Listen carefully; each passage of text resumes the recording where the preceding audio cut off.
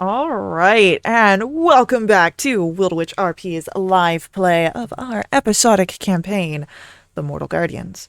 What is Wildwitch RP, you may ask? I'll tell you. Wildwitch RP is me, Faye, your game master and storyteller, and Lachlan, our writer and producer. We're a couple who love role-playing games and sharing stories with all of you so much that we quit our day jobs and created our own company so that way we could create high-quality TTRPG experiences full-time. We've been very fortunate along the way to meet many awesome, amazing players who have joined us on our adventure, including the players who are with us today, and you can join them in all the fun. To get started playing with us, just join our Discord and website community where you can sign up for games, meet us and all of our players, talk about your favorite characters and stories, and even roleplay on our forums. We've got plenty of games that happen every day, Monday through Saturday, so that way you can play in the Mortal Guardians episodic campaign and fight back against the evil Coven of Zol and their dark masters from the void beyond the stars. We also offer high-quality custom quests, magic items, our Burning Veil campaign that runs alongside the Mortal Guardians, and our playthrough of D&D's Dragonlance campaign. So take a moment during the game to join us and introduce yourself. We can't wait to see you at the table. Now, speaking of the table, let's get started with today's game. And we begin with introductions. Like I said, I'm Faye. I'm going to be your game master. I'm with Wildwitch RP. You can easily find out more about us by heading over to our website, wildewitch.com. That's WILDEWITCH.com. It's got all the ways you can find us on the internet, including the invite link to our Discord, as well as all the fun stuff we've got going on. While you're on the internet, we also have Sirenscape. Sirenscape provides all of our background music, our ambiance, our sad trombone, played during dramatically appropriate times. You can catch all that this cool tool can do for you and your table at their website, sirenscape.com. With that, I'm going to toss it over to our player side of the table. We're going to learn a little bit about the characters being brought in, and then we will dive into our new side quest. So, let's begin with a introduction, a little bit out of order here, for Verity. Oh, hi. I'm Kelsey. I'm playing Verity. She's a changeling warlock with a very special patron.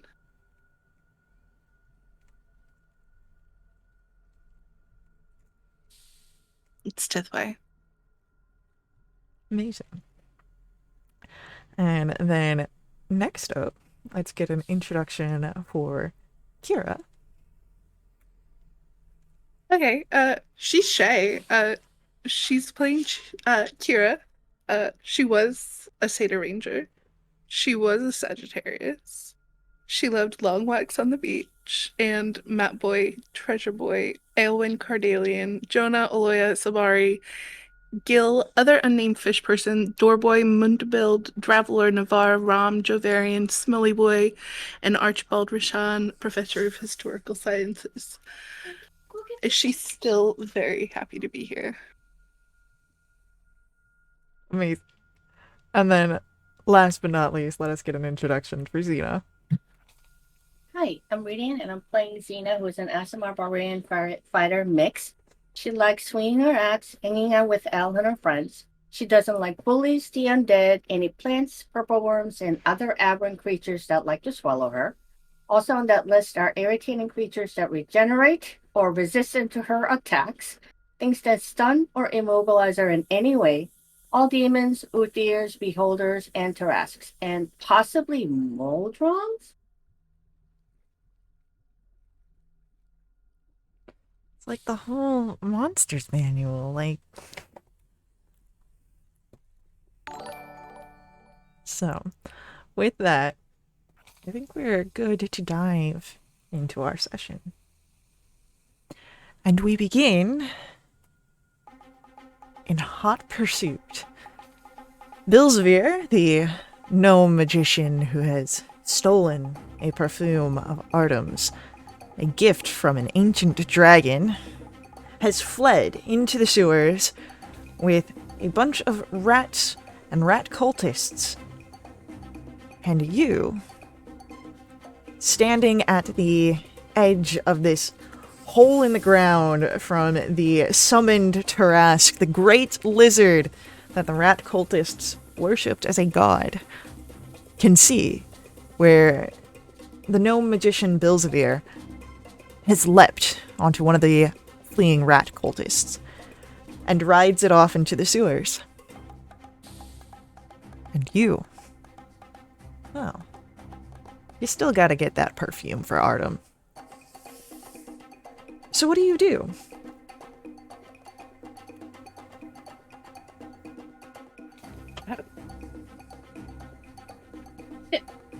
Was that a Tarask?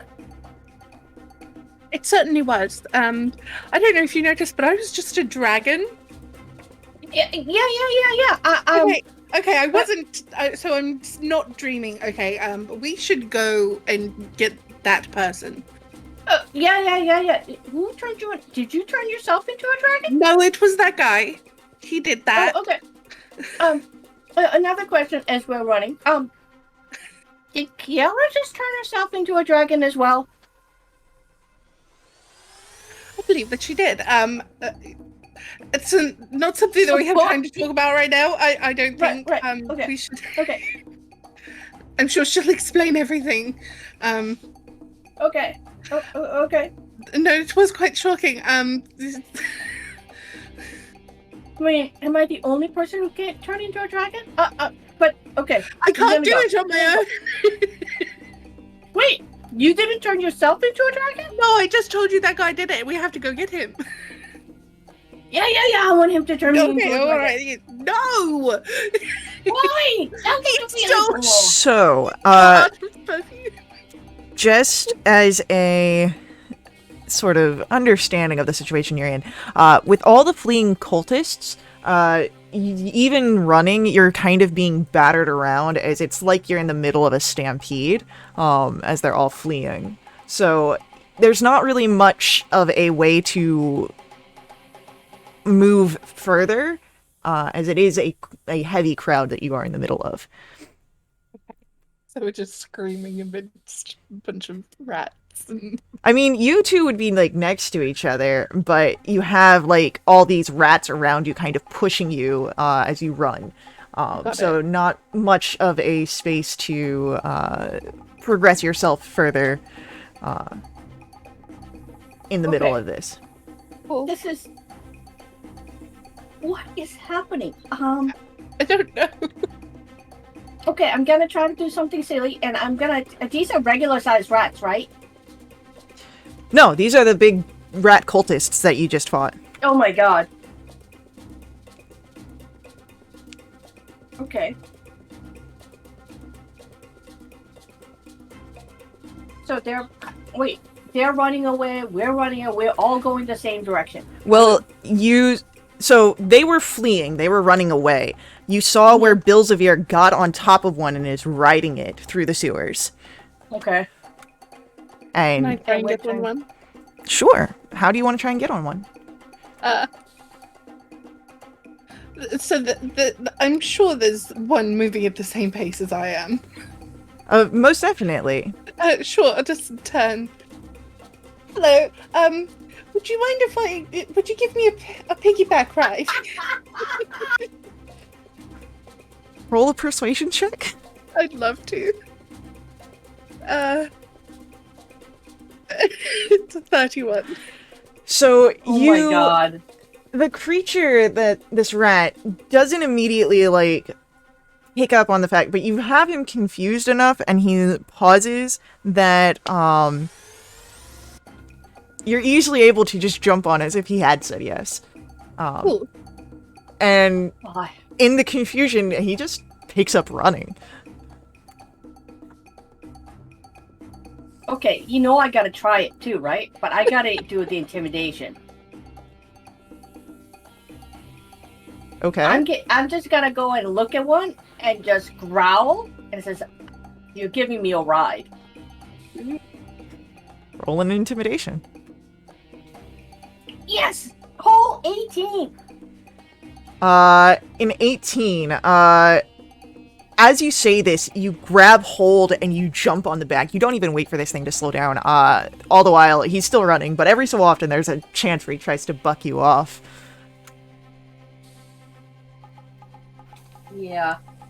Yeah, okay, but I try to hold on as best as I can. Okay, roll a strength save to. Oh. Okay, that's not bad. That's not bad. That's 25. Yeah, you're easily able to hold on. Okay. So as you are rushing through this area, the rats are running, but you are still somewhat at the same pace as you went for rats that were right next to you. Um, what are you trying to do to get further ahead? Oh Darling, my god. if you move faster, I can give you some treats. I have nuts, sugared nuts. You can't just keep saying that. Eventually, they're gonna run out. I know. Uh, That's the goal. Go ahead, roll for me. Roll for me another persuasion check, please. Okay, good. That's a 17.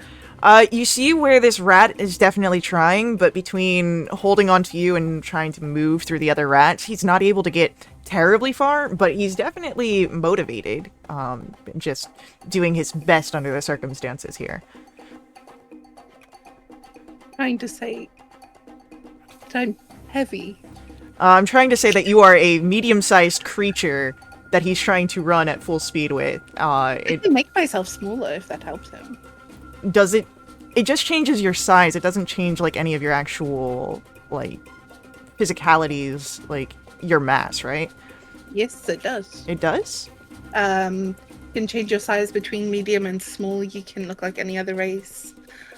You determine coloration, hair length, sex, height, weight, everything. Well, I mean, you can try, see if it'll do any, if that's what you want to do. I'll shrink down to a small size. Okay. So, you are now small-sized, and he's able to move a little bit further and faster than he was before. But, again, you are a fully sized person that he's trying to carry. Yeah. Doing what I can to help. Okay. You know I gotta Indiana Jones this, right? I I mean, gotta at least try. are you going to? I'm gonna go ahead and try to jump in front of the ones that are, like, jump on one of the ones that are in front of me. All right. Roll me an athletics check. 34. Yeah, easily. As you kind of crawl up to the back to get yourself in a better position, you're leaping from the figure, the rat that you're on, to the next one in front of you. And there's a bit of a sort of unsteadiness as you land, but the rat keeps running.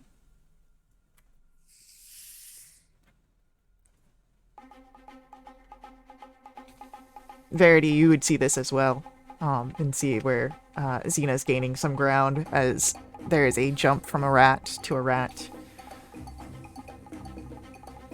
Oh, good for her. There's no way I can do that. I'll try. Go for it. Athletics, yeah? It's an athletics check, yes. Great.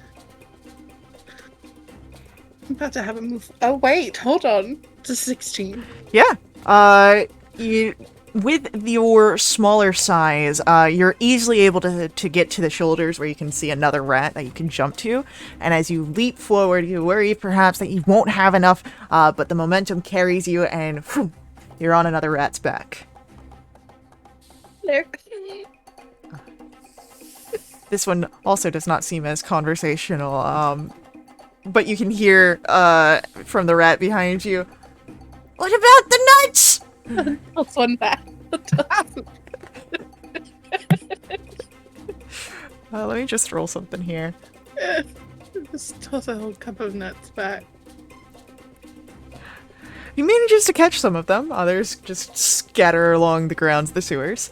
Okay, I'm down to 4. As long as you're keeping track.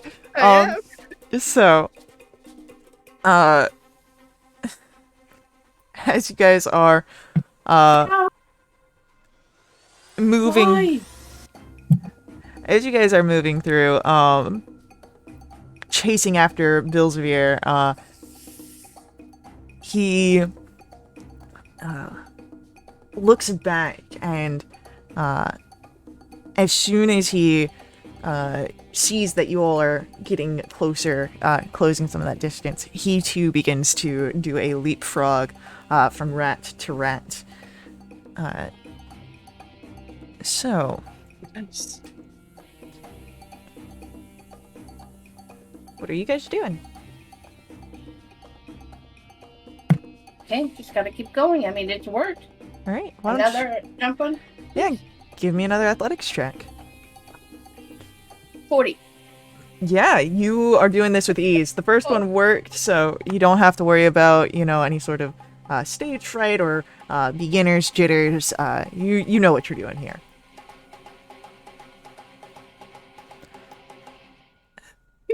Verity? I know. I think I got lucky the last time I jumped.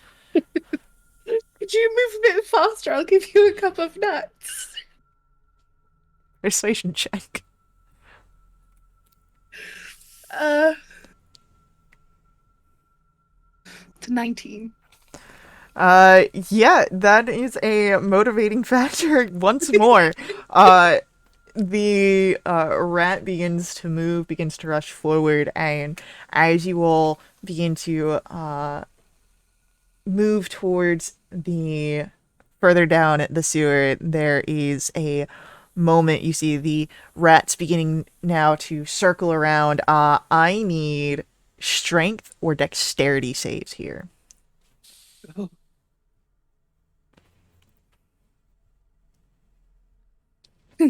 It's a 7. Verity. As you guys come up to this very chasmic opening in the sewers, the rats begin to buck, begin to throw. And Xena, you're able to hold on. The rat doesn't shake you.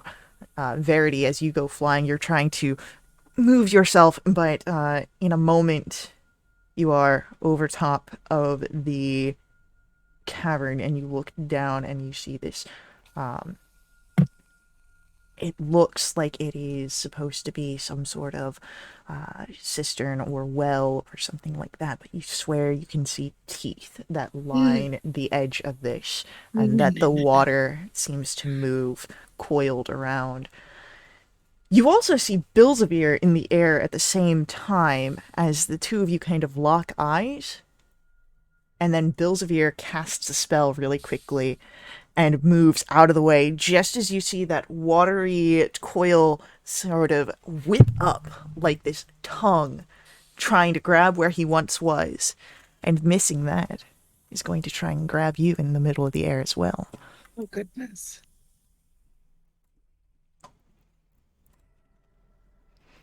And that is going to be a 26. Yeah.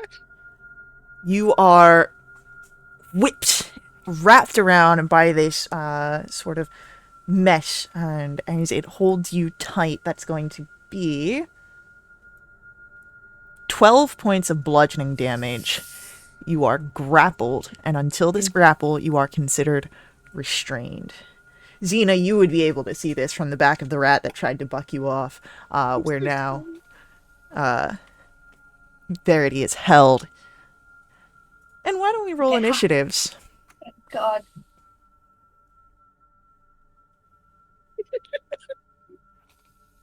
Oh, God. Oh my goodness. Oh my gosh.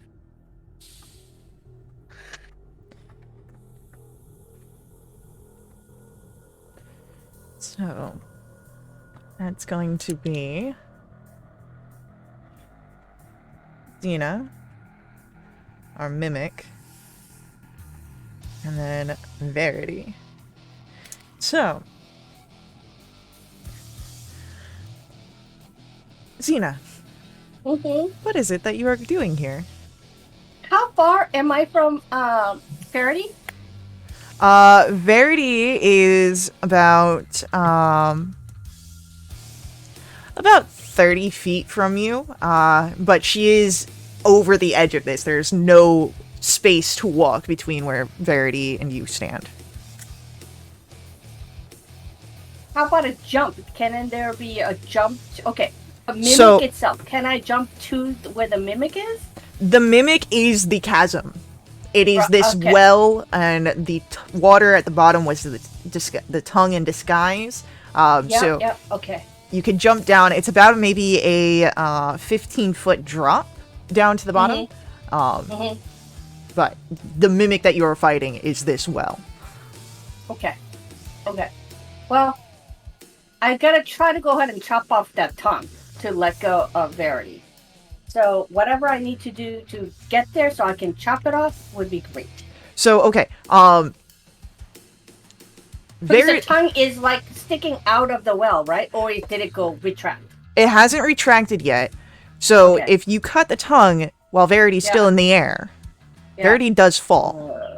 Just so that way Xena would know this.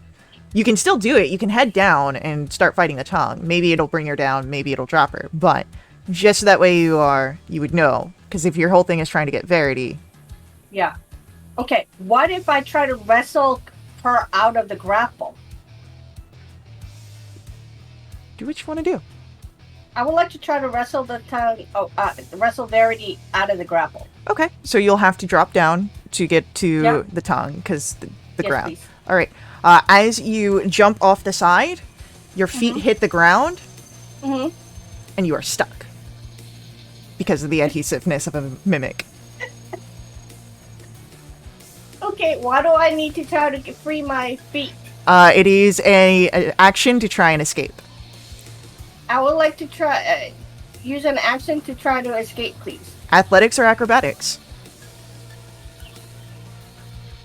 That is 40. All right. So as you pull yourself free of the mimic, Mm-hmm. you step again and you are stuck, as it is adhesive everywhere. That is fantabulous. That's the end of my turn.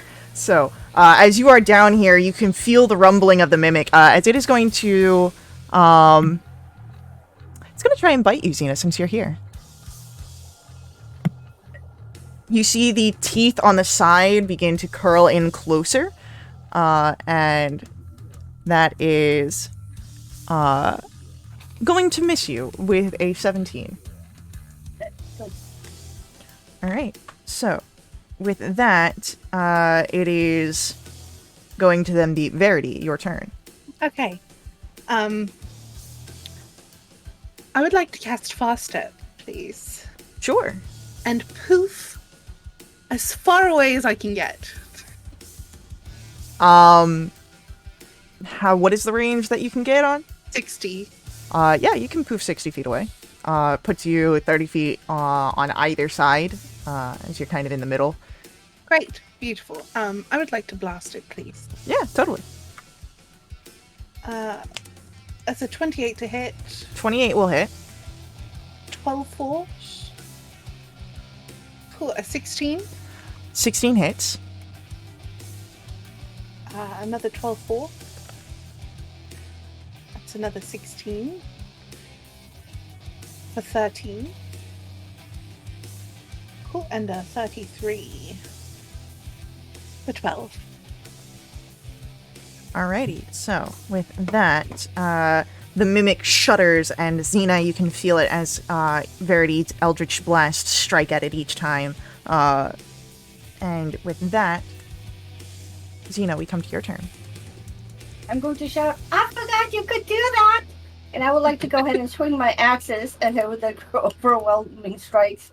Go for it. That is 20 to hit for total of 32 points of damage.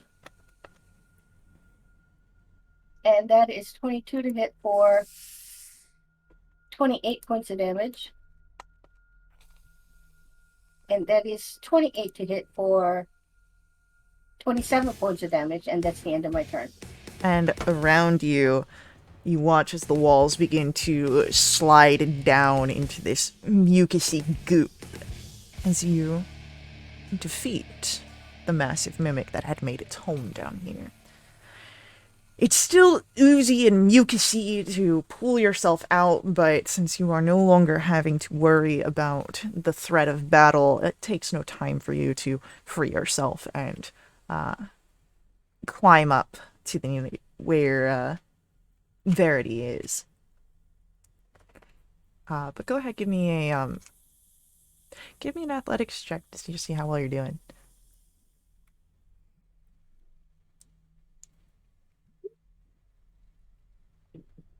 Athletics check. Athletics check for your climb out of here. 26. Yeah, you knock this out like a pro. Free climb who, right? So you pull yourself up, slicking off some of the mucus that still sticks to you, and Verity's right there. Yeah, I Right. forgot you could do that. Oh Hi. yeah, it's fine. Did you see where he went?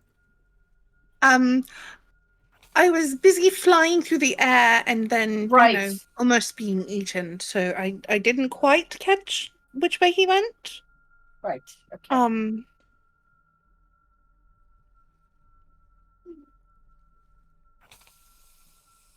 Are there Did still rats running Uh, around? not on this side, Okay. but there is a passage on this side that you can continue down, see where it leads, if there's any clues.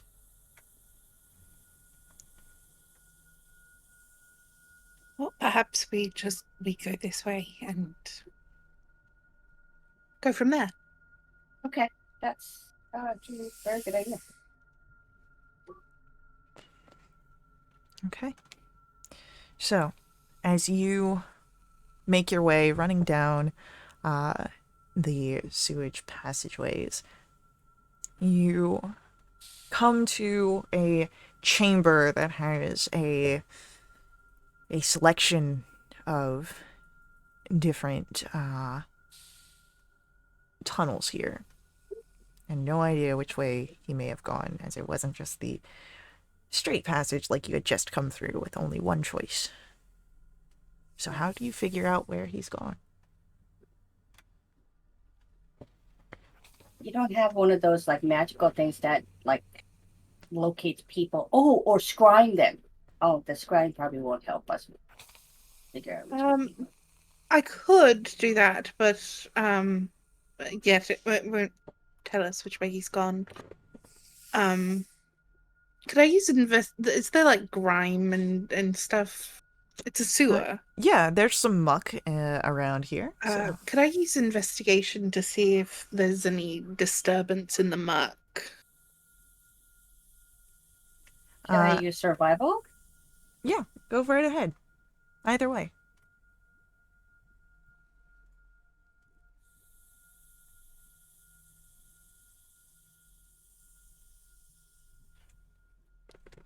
Okay.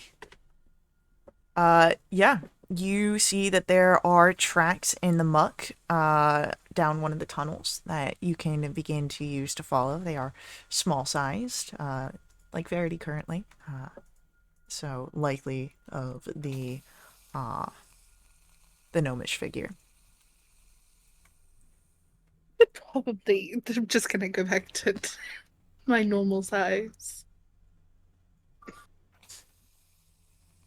I was wondering why my sweater was so baggy still.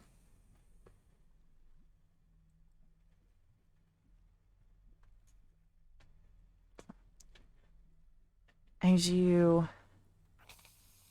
move down the tunnels, keeping your eyes for the tracks turning when you need to, uh, go ahead and roll for me perception checks here, please. Oh gosh. Oh, it's Come on, not. dude. It's a 20. That's nice. So, both of you hear a sort of mumbled cadence coming from further ahead, echoing off the sewer walls as you are progressing closer.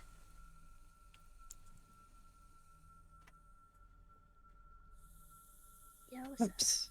Oh, goodness. Kira. Hi. I got lost.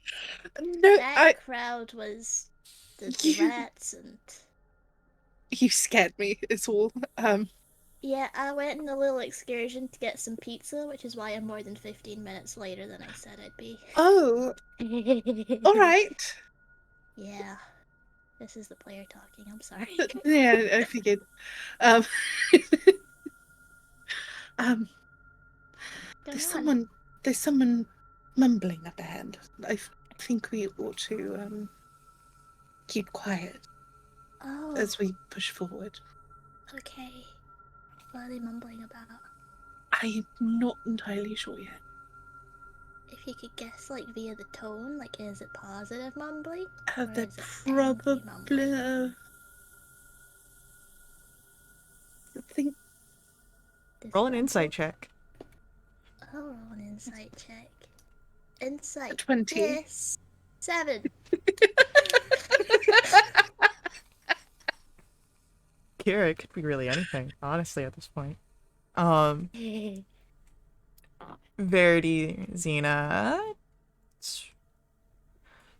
Someone trying to be upbeat. Like, and whatever is being mumbled is probably something supposed to be happier.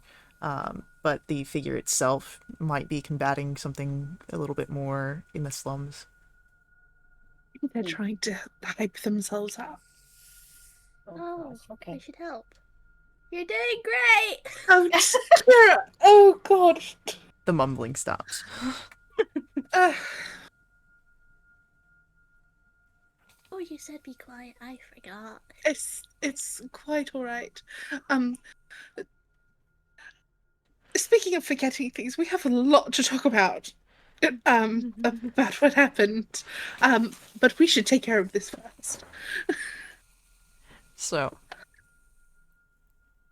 do you proceed forward with any sort of stealth, or No, Kira kind of gave us away.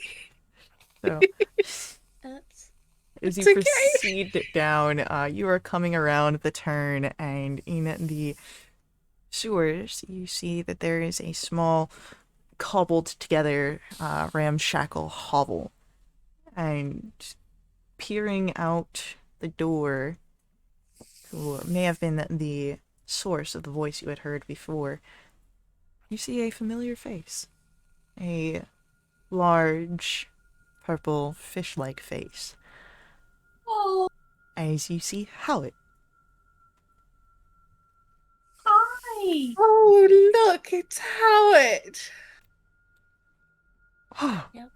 Well, friends, come forward. I will, unfortunately, do not have much for any store tea. Oh, that is the... What happened to your cave, dear? It was overrun by giant spiders. They had been forced out, and now I have moved back here, as it is what I know. But well, I think I miss being so close to the water. So, hopefully, there may be something along the ocean or a outlet that runs off of it.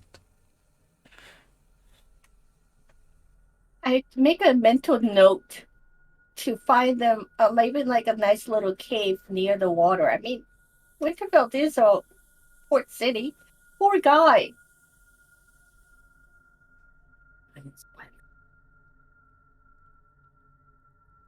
Oh, well, Howard, we would love to stay and chat. We are looking for someone. You haven't seen a gnome run past here, have you? I did. Quite literally, he just ran by. Didn't even stop to say hello. No, but to be fair, I've not been really much for hosting visitors since having to move back. Joyous as the time spent in company can be, there's a little disheartening, having to leave your home because of giant spiders.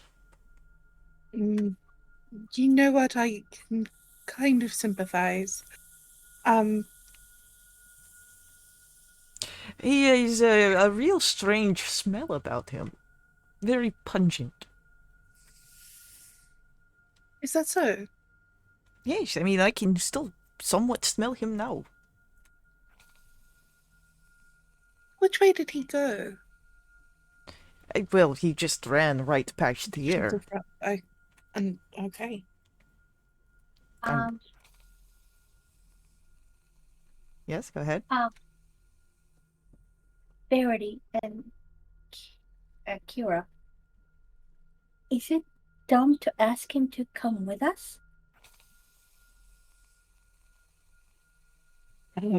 Xena would hear in her head, why on earth would you suggest that? Because he can smell the gnome. Well, oh goodness. You do bring up a good point.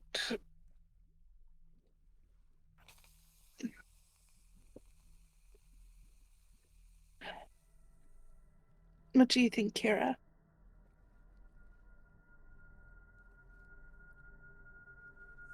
Oh, cool.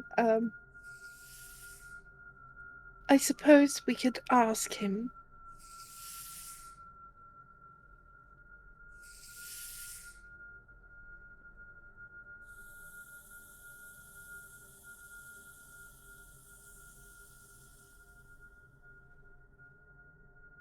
Poet. Yes, friend. Yes, you wouldn't happen to be busy at the moment, would you? I I was trying to sing away the sadness, but someone had called out and interrupted me, and I see now Of that it was Huel, yes. which is, no, Oops.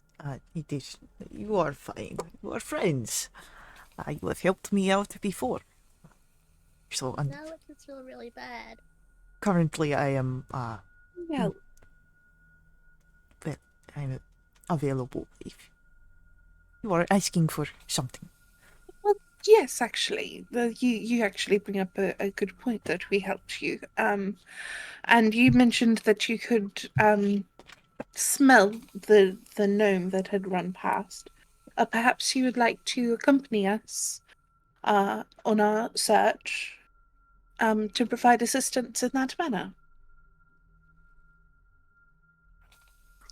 Yes, I can provide, how it for sure. Or my type, sorry. This strange, this common language. Right. Well, if you're ready, we should start moving.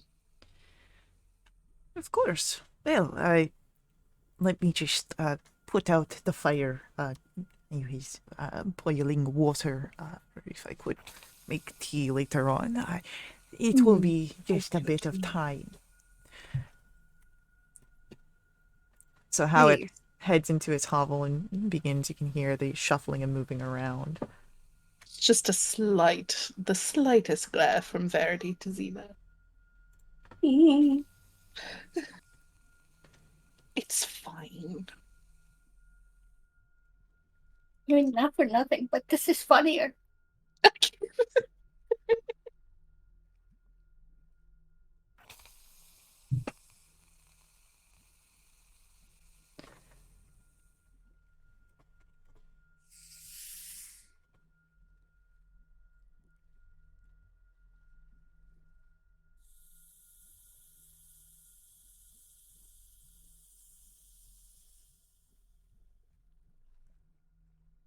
So while Howard is going inside and dousing the fires, any conversation or just glaring? Um, Kira, Yeah, sorry, I was eating a hey, cookie. oh, you're fine. While we have a moment, uh, Yeah, You turned into a dragon. yeah, that was fun. You turned into a dragon. Listen, I don't know where in the meta timeline this stands. You might have already seen it already. I don't know. It was fun. I was a dragon. Yeah, it was awesome.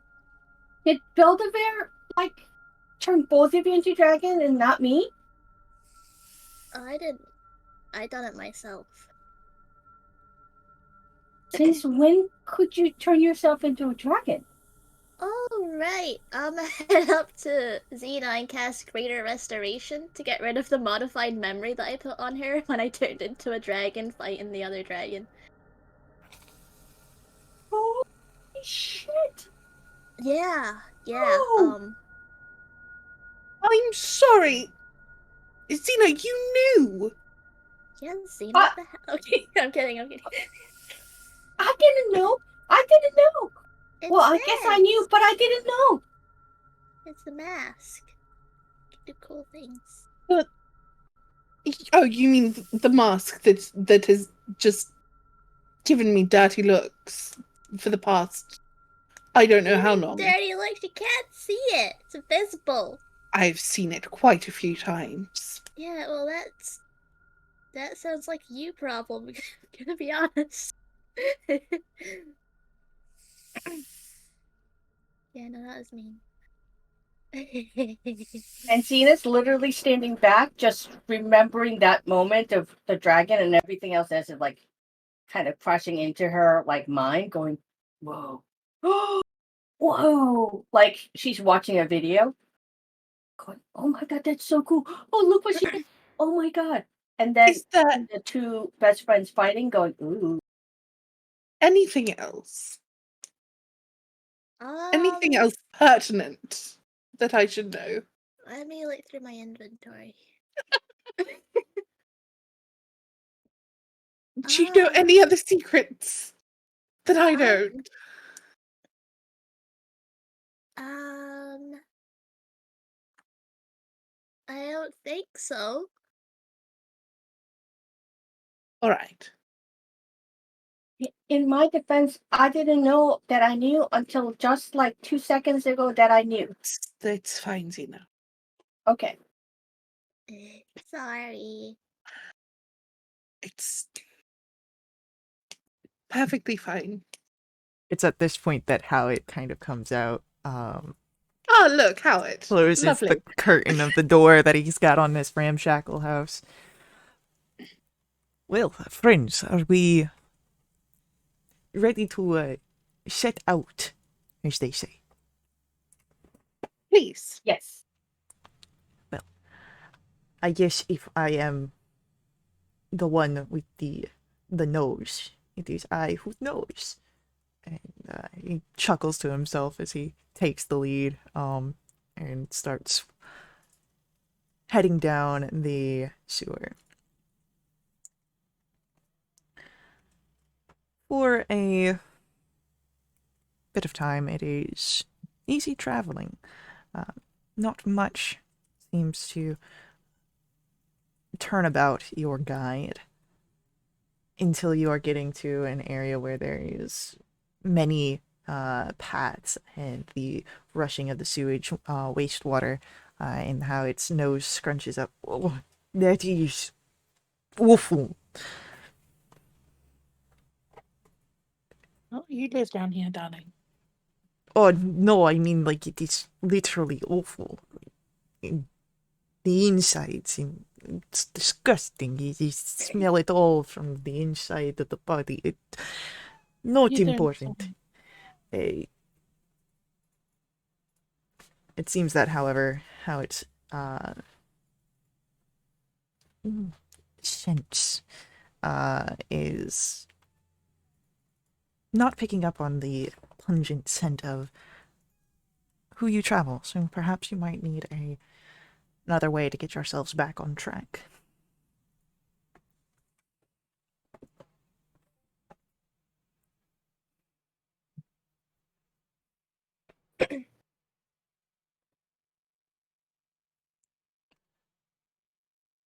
Do any of you have any skills or spells you might want to utilize to assist here?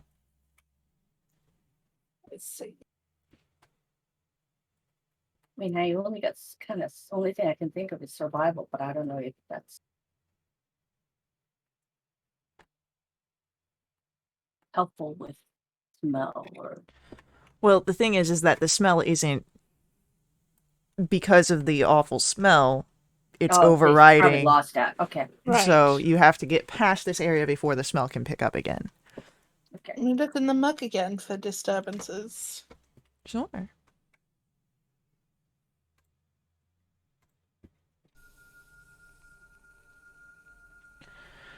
As you are looking around in the muck, with Sina and Verity's survival investigations, yeah, there are tiny little gnome footprints that you can see that rush through, creating these slick slides. And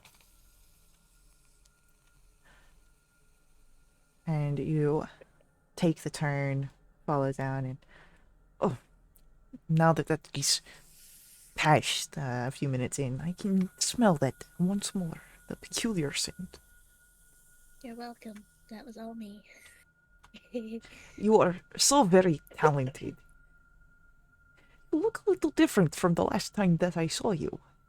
No What's look. that supposed to mean? I do not You know. wanna fight? I You wanna go, bro? would prefer not to. I'm not much of a fighter. That is why I had to leave the original cave. That's so funny. I'm so sorry. No, I can't. I didn't do anything. I manifested us out of there, but Well, that is still very powerful indeed. These manifestations. I don't know how to banter with you. Is the banter just not a conversation? Is that not what we are having? Oh boy. Lead the way, nose boy. How it can, No, boy. which is very because how it doesn't really have like a developed nose. It's just like the nostril holes, 'cause, you know, fish person. Um, Okay, nostril boy. I don't care. you, you do whatever you want to do here, Kira. All right. As long as it's demeaning, then it's fine.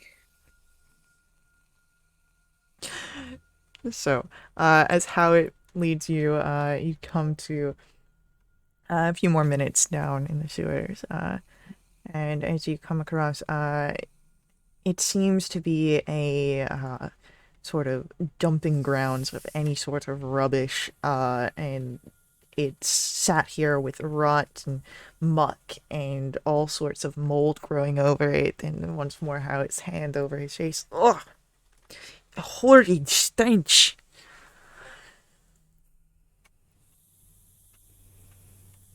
It seems that once more you will need to help. Well, Kira, since you were so clever the first time, perhaps. Yeah, that's fair. I'll continue to manifest our way through this. I don't know what check you want from me, but I'll make it. I feel like a manifest would be. I want to say that a manifest would just be like a straight sort of wisdom, like putting the vibes out there. 21. Vibe check. As you reach out to not some higher power in the form of a deity, but just some higher being, some essence, this more evolved version of the weave and everything around you, and you ask for it to lead you. You feel a guiding hand towards one of the tunnels. You don't question it, you just go. And Xena, Verity, you just saw Kira like stand there, putting the vibes out, and start walking. So who knows if this was truly anything? But it's a few minutes down. You're past that horrible scent when how it. Well, yes, I smell it once more. Well, what do you know? Very powerful indeed. And he pats Kira on the shoulder. Feel bad about calling you Nostril Boy now. You call me whatever you want. We are friends, no? Friends have nicknames for each other. Would tell each other if they're being. Never mind. Please the way, Nostril Boy. We don't have a nickname. That's right. We need nicknames? You can use your nicknames as what you use on your stage names for your band.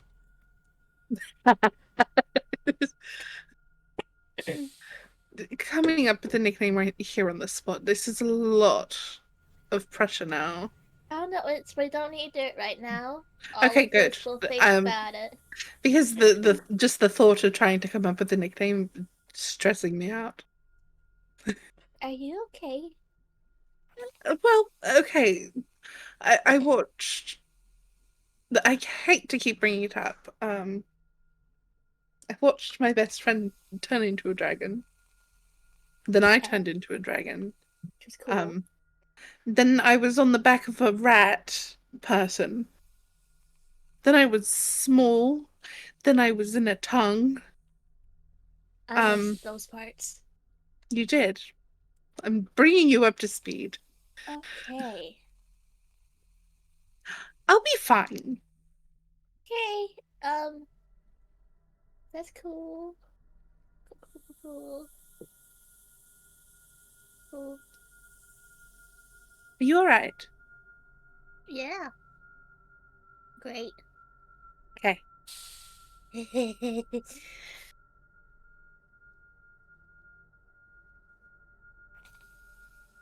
As you are moving through, that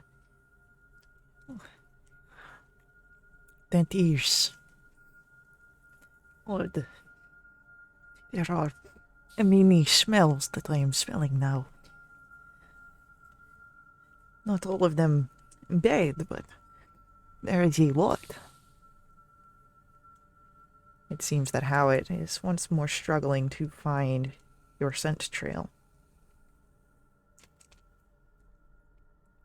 Kara's gonna smell herself to make sure she's not, like, smelly. I will say you can make that either a perception check for the actual smell or an insight check to see if you, like, what, conceives of smelly. Go insight, 'cause it's worse. That's a 14. Yeah, I mean, it's not overpowering smell. Like, I mean, it's a normal day's adventuring smell. Like, it's not like walking, trudging for miles kind of smelly. So, you don't think it's you. It shouldn't be you. Better not. I'm gonna get smells.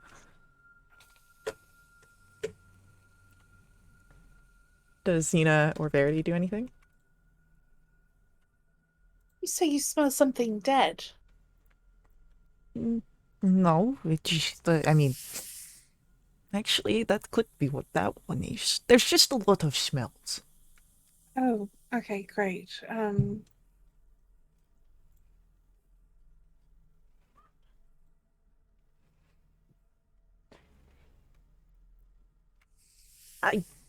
I'm sure that it is fine.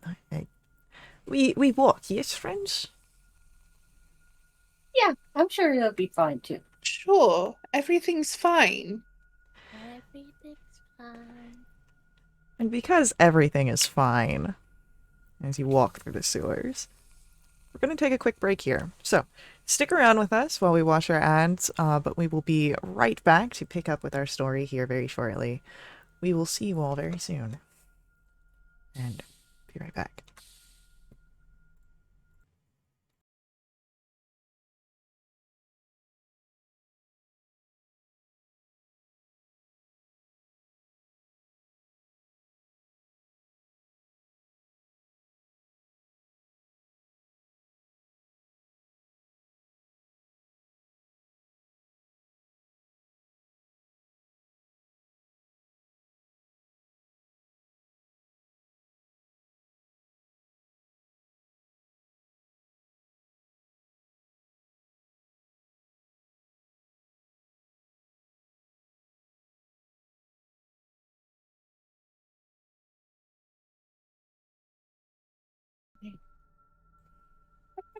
I don't know which part of that was live, so you may have just gotten 20. Or So, we are diving back in. You are in the sewers, and even with how it's confused sense here at the end, seeing that there are many smells, you see that you are coming here with a laddered tunnel that drops down, and that smell is heavy on this ladder. Perhaps it is gone up. Up, up I can do.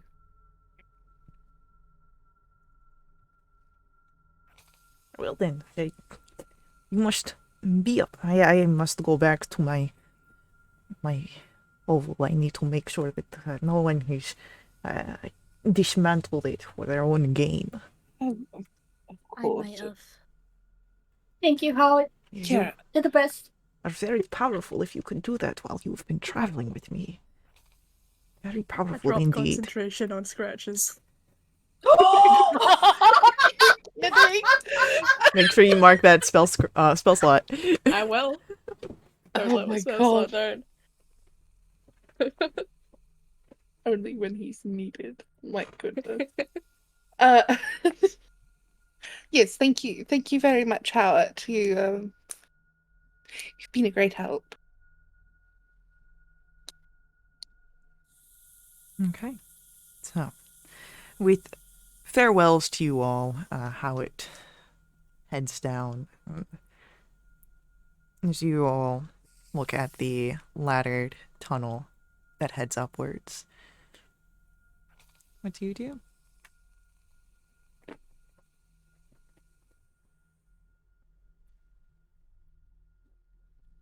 Follow where it pointed us, yeah? I mean, you're standing at the ladder. Do you head up? Yeah, Could you go absolutely. first, Yeah. just in case there's something heavy at the top? Of course. I want to go left. 'Cause I'm really insecure about how I go up ladders as a satyr with the legs and all. Oh, That's so cute. I just imagine like a full handstand and then like, super beefy muscles of walking up the ladder while in a handstand. What check do I need to make to try that? Athletics. I will. Okay. So, Last though, obviously. Xena, it's no issue to head up. Verity, it's no issue to head up. Kira, it could be an issue to head up. 14. By the time that you are reaching the last rung, you have your arms are shaking from just the lactic acid, but you really feel the burn of a workout. Perhaps maybe you add this to your regimen. It might make that hammer hit like really impactful, like oomph. Ratchet is gonna be so impressed. But you are at the end of the tunnel and you pull yourselves up. You are able now to kind of look around and find yourself in what looks to be some sort of dungeon or basement. It's dark down here. Smells heavily of must and slightly of brine. You might be close to the docks district. Are there stairs leading up anywhere? Yes, there are stairs out of the dungeon basement. Oh, thank God. Okay. I'll head towards the stairs. There's stairs over here. Oh, okay. So, who takes the front of the stairs? I'll go first. Verity, as you head up, and open the door, you see the hallway that leads further into the rest of the house. And as you are moving to head out, can you make me a dexterity saving throw?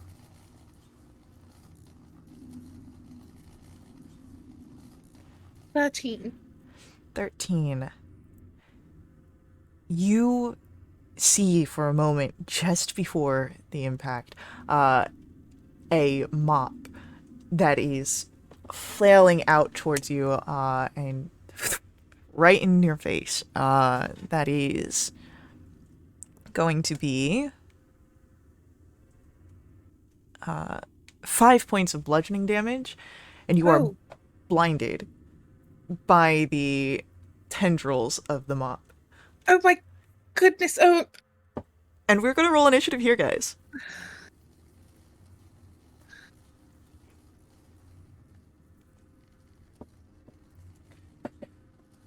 So, it'll be Kira, Xena, and then Verity.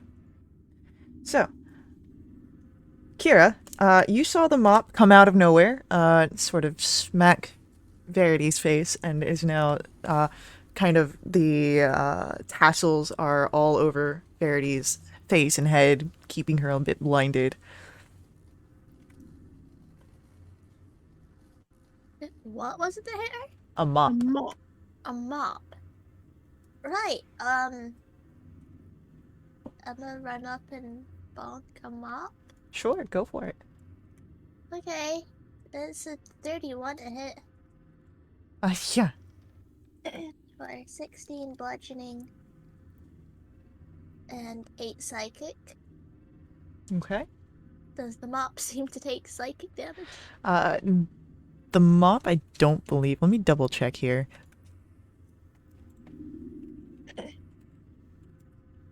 Get psyched. Mop. Yeah. No, it does not seem to take any psychic damage. That's why I didn't want to take psychic damage anyways, so I don't want to waste my reaction. Oh, bonk again! It's a 19. Yeah, that'll hit. Awesome. That's 11 points of bludgeoning. And it won't take the psychic, but I'll add it to my AC. That's my turn. Hell yeah. So as your hammer 2 strikes, you hear the crack of wood from this mop. Xena. Yeah, I'm gonna kind of look at it and go, that's... Hey, Verity, are you gonna magic yourself out of there?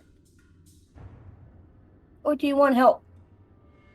It's a mop. It's attacking me. Please help me. I go over and try to get it off of her face. Ow. Grapple it off. Alright, roll the athletics check. 28. You've got a mop in your hands. Okay. Is it's off of her, yeah? You've just got it grappled. Oh, can I pull it off without damaging Verity? One way to find out. How do you pull it off? Do you try and shove, push, pull? What are you doing? Can I pull the tendrils off of her head where it's grappling her? She's not grappled. Oh, she's not grappled. No, she's Well, blinded. Blinded. Yeah, I try to go ahead and rip it off of her. Well, not rip it. Gently remove it from her head so she can see. Okay. Like free Verity. Like, are you trying to pull it away, or are you trying to... Yes. Pull it away. Alright, you pull it away. Okay, great. Okay, can I go ahead and can I attack it with my bare hands Sure. as an unarmed strike? Yeah, if you want. Awesome. That is 31 to hit for 10 points of damage. Okay. Do I have one more action attack, or is that it? Yeah, you used an attack to grapple, and then you used an attack there. Okay. That is going to be 21 to hit it, and then it's another 10 points of damage. You have 2 halves of a mop. Oh, good. Is it still moving? I mean, it wasn't like wibbly wobbly. It just kind of thwacked out and wrapped around Verity. So Then who I knows? drop them if it's possible. Yeah. Makes me want to get the sticks to snakes spell again. Bring back old. What's this? Oh. That's a spell from older edition D&D. There's a lot of Okay. spells that are like that I'm like, what are some useless but forgotten spells? So with Okay, and that, that's the end of my turn. yeah, yep. No, I know. That is a 24 to hit Xena. Ah! No! It doesn't hit. A natural 1 misses Kira. Yep. And a 13 will also miss Kira as you see that there are books that are being thrown at you. And it almost seems that they're flying off the bookshelf. And then those books begin to rise up and swarm around you and will take a strike at Kira. Oh god, my trauma with literature.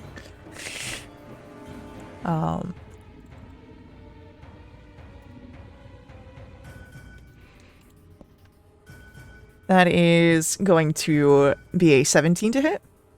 Nope. All right. So as the books begin to try and slam against you, you're able to duck away from it. And Verity, Yeah. it's your turn. Okay. Can I make oh. Can I go for an Arcana check to see if this is something that could be dispelled rather than expelling useless energy?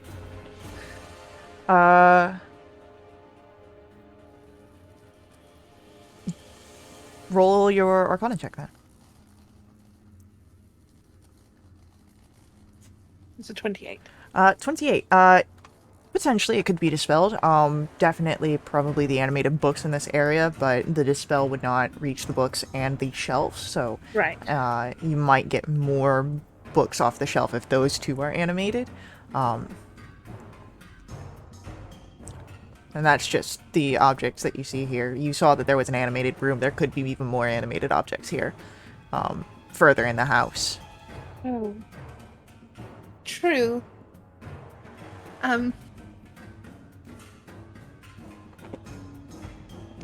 Okay.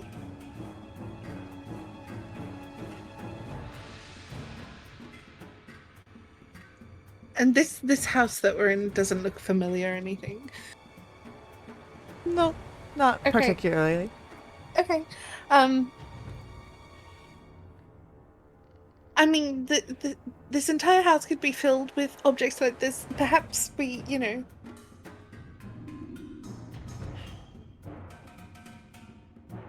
run. Just throwing that out there.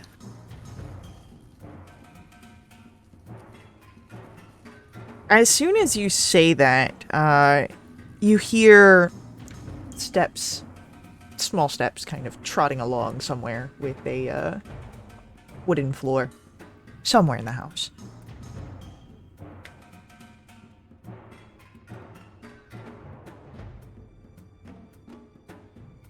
Perhaps could be the gnome that you've been chasing, pursuing.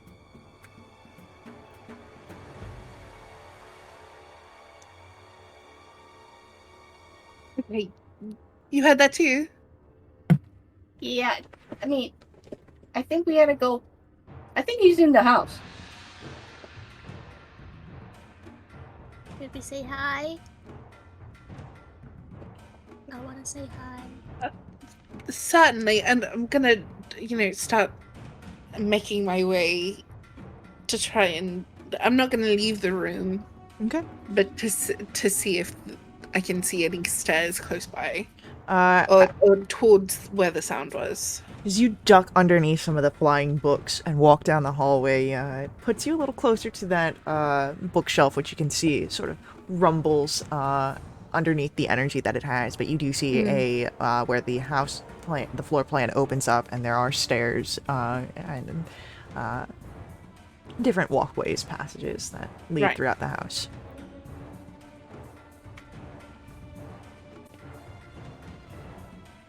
So, that is your action. That is your movement. Do you do anything else on your turn, Verity?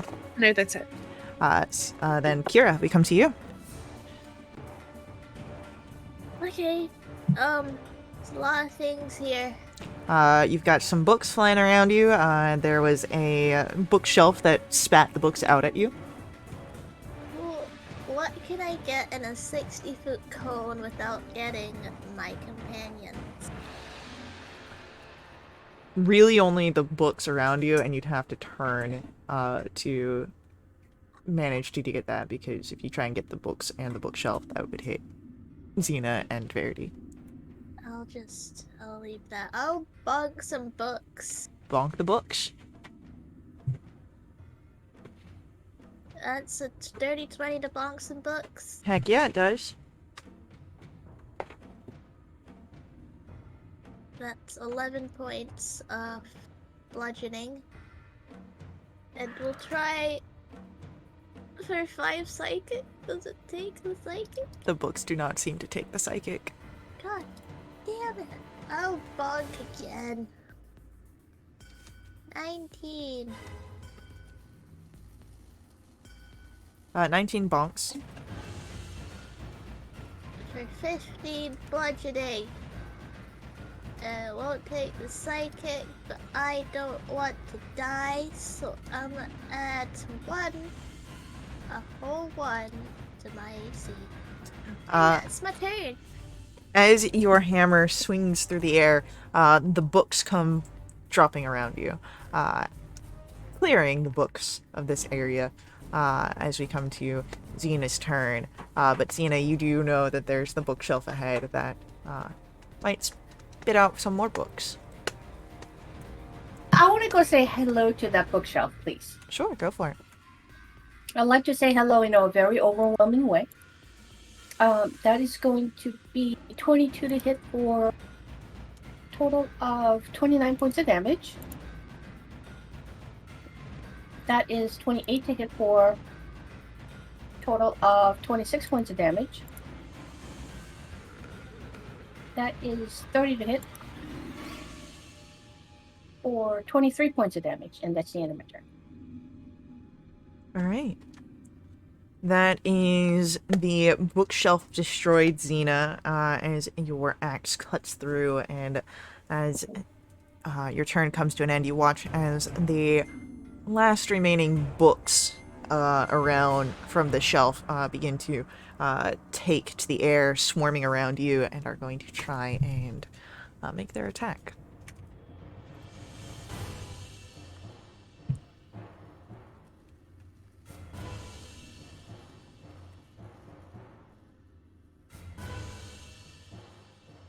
A 22 will not hit, so you are fine as it tries to thump around you.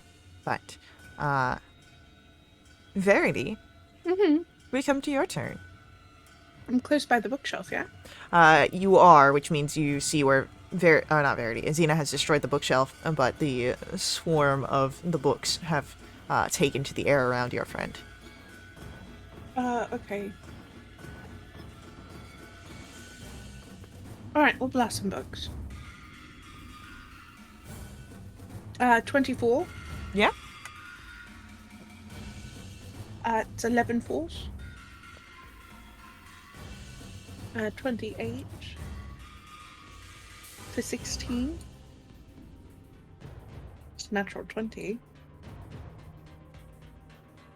18, 24 force. And the 17. Hits the books.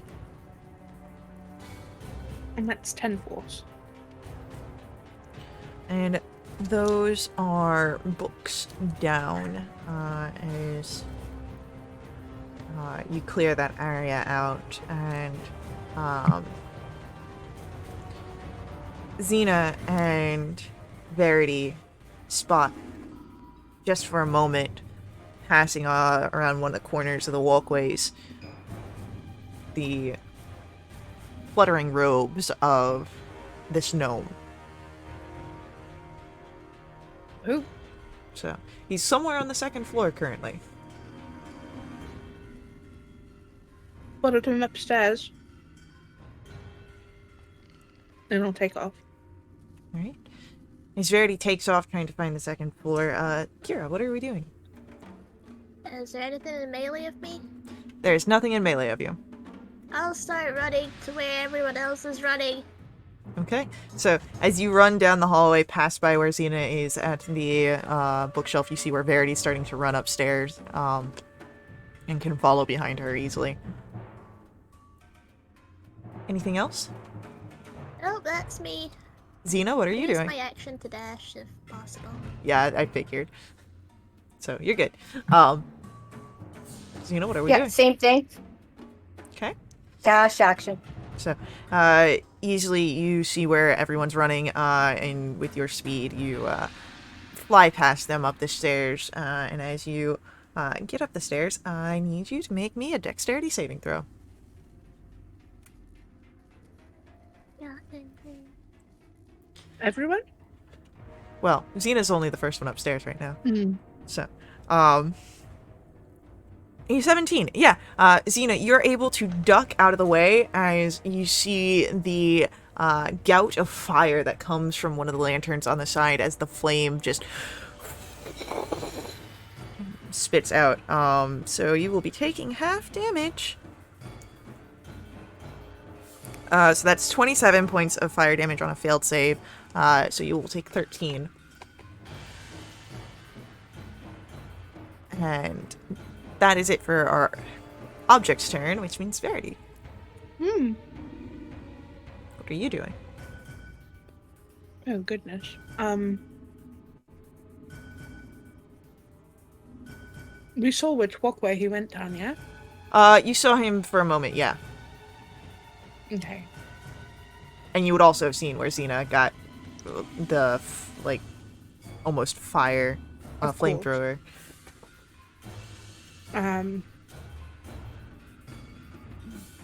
Does it seem like that's something that's acting on its own, or It does. can I try and dispel that? Sure. Okay, so spell magic. Alright, and at what level?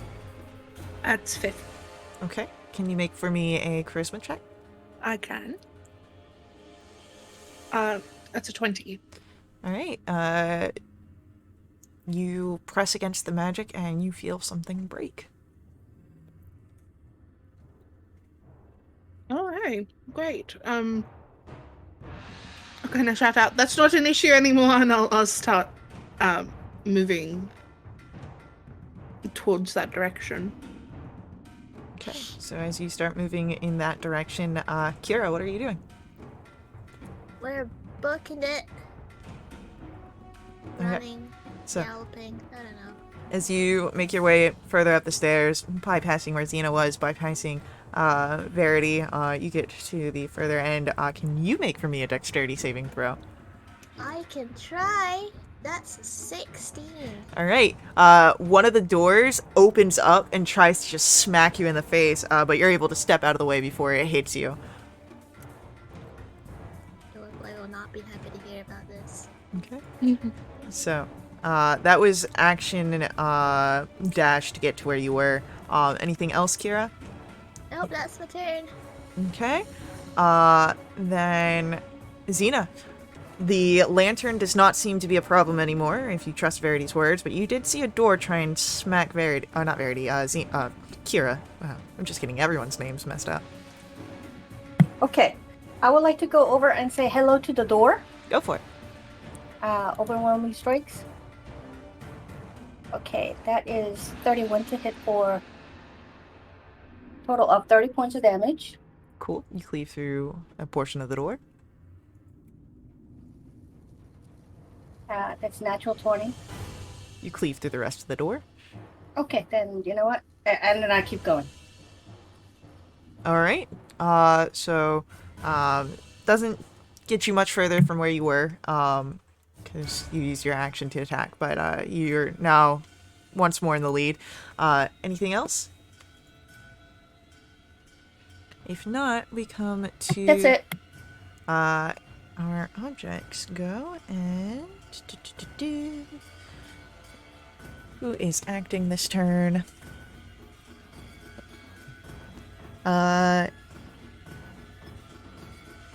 It is going to be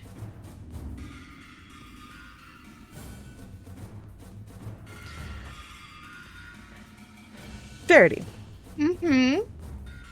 Where you are, you see that there is a stand, a little table full of tchotchkes that tries, you see, is vibrating, shaking, and all of a sudden the bowl, the woven basket that was holding all of these things, comes jumping through the air. Orbs are all on the ground, and that is going to be a, there's going to be a 15 to hit. Yes. 2 points of bludgeoning damage as it right in your face, and once more you are blinded. Oh, my goodness. I I hate it here. Verity, it is your turn. I grab this. Oh, it's a bowl. It's like a little like wicker basket type bowl thing. Snatch it off of my face. All right, give me a grapple check, please. Goodness. It's an 8. It is apparently wanting to stay where it's at, as that is a 12 to avoid being grappled. Okay. Do you do anything else on your turn? You know what? Yeah. I'm gonna cast Fast Step and just poof further towards where we saw the gnome. Cool. As you poof further towards the gnome, you hear the clatter of the bowl, and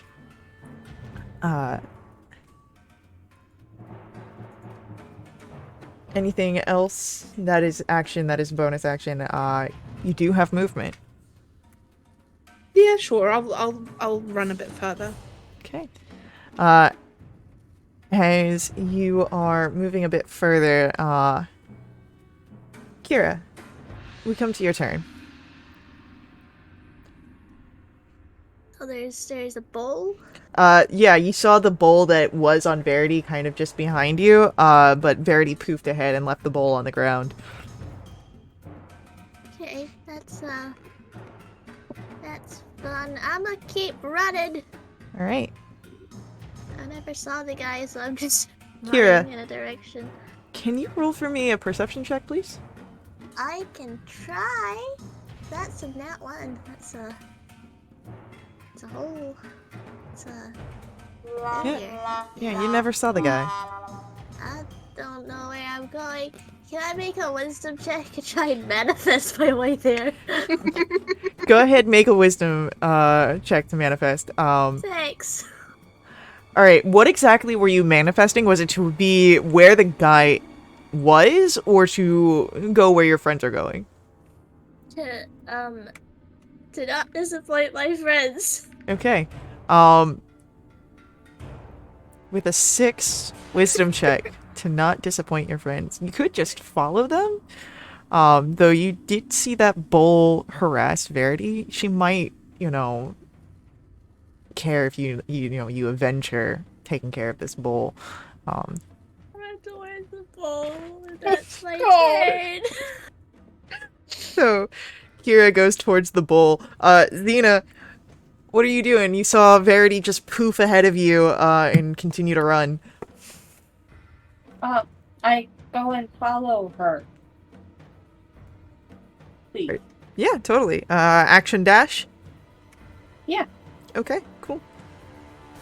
Then it is our object's turn, and Kira, you've come closer towards the bowl. I will avenge my friend. He's going to jump up with a 17. I believe that misses. Just misses. Just misses. So, the bowl from the ground vibrates and launches itself, aiming for your face, but you are able to move out of the way, vowing that you will avenge your friend. Verity, Yes. as we come to you, you don't see any sign of where the gnomish figure is as you're coming up to a turn in the walkway. What do you do? Is it like a T junction or is it just like Yeah. one turn? Okay. I'll walk calmly up to where it splits and just take a look down either way. All right. Roll me a perception check. That never goes wrong. It's a 18. 18. Yeah, you look to the left and to the right. You see no sign, no whispering of coats or anything like that, but you do smell in this T-junction a strange scent, perfume, a little heaty. Might be how it was picking up on before. All making sense. So, Okay. How far did I move up? I would say that you would I have- you would have about maybe 10 feet of movement left. Okay. Well, I'll move. Ooh. I'll move 10 feet down the right way and see if that smell gets a bit stronger. It does not. Okay, then I'll poof down the other way and just. It's this way! As Verity calls out, it's this way, Kira, we come to your turn. You are staring down at this bowl. I'm a bug the bull. Bonk the ball. Two-handed this. Go for it. It's an 18. Yeah, that'll hit. God damn it. I don't really two-hand things. 8 points of bludgeoning damage. Okay. As your hammer comes up, you see the bowl kind of springs forth a little bit with the straw. And that's a 17. That'll hit. God damn it. 8 bludgeoning. As the second hammer comes down, and you see not quite entirely flat, but the bowl definitely does not have as much spring to it. Passing down on underneath the passageway that you had to turn away from to go up the stairs, you see a small, comically dressed figure rushing past and disappearing beyond. Huh? It looks like the guy that you were following after before. Oh. What's the lighting condition in here? It's bright. Damn it. Oh, chance the opportunity to attack and I'll run. Okay, so, you run down. Do you alert your friends that you saw him downstairs? It's more of a scream, and I hope they understand.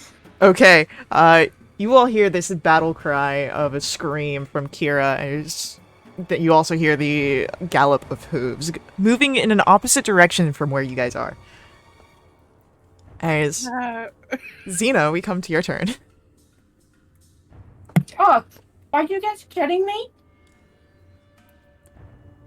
Well, it sounds like Kira's in trouble and go, so I yell out, Verity, I think Kira's in trouble, and I stop and run towards where I heard Kira. Action dash.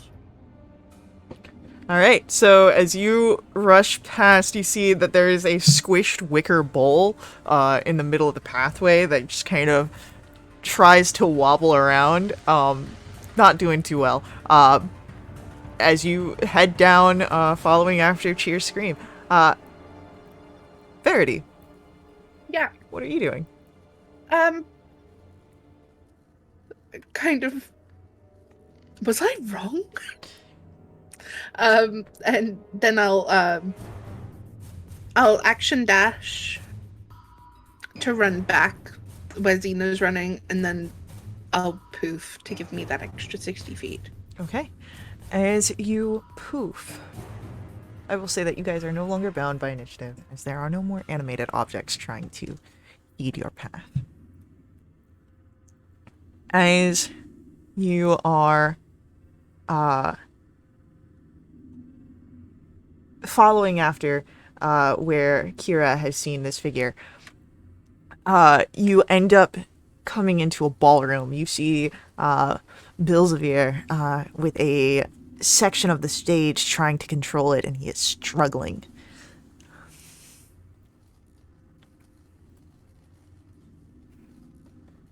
Hi.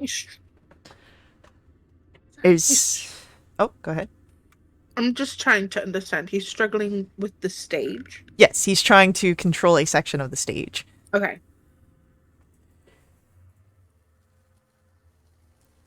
Kira, you say hi? Yeah. Bilzavir turns, startled to see you all here, and it's at this point that you see the stage sort of springing to life, and as it does so, it rips apart a small seam and vomits out what looks to be some arcano-mechanical golem.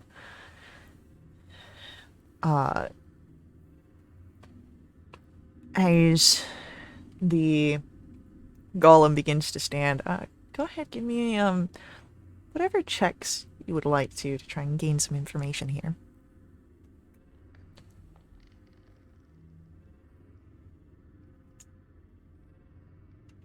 Okay.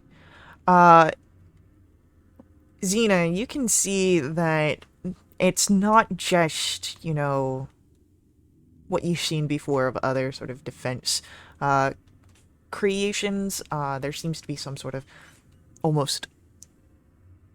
It's not quite organic, but it seems to try and mimic that. And that it seems to shift. Not truly, but parts of it doesn't quite stay the same. Kira, Verity, with your Arcana checks, you see that there's distortions in the veil around it, and that when this creature shifts and moves, so too do areas of the room around you, this ballroom, and you even hear creaks in the elsewhere of the house. It seems that perhaps this golem and the center of this house have been intertwined.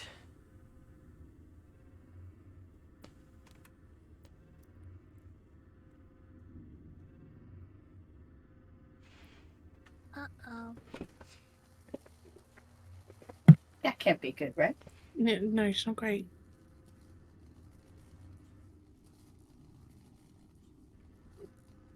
And Build-A-Bear is like right there. Bilzavir is by the stage where this thing has just been spat out. And I go, excuse me, we need the perfume back, and can you turn me into a dragon? I'd have that capability on another day. And, well, I'm not a fan of just giving this back.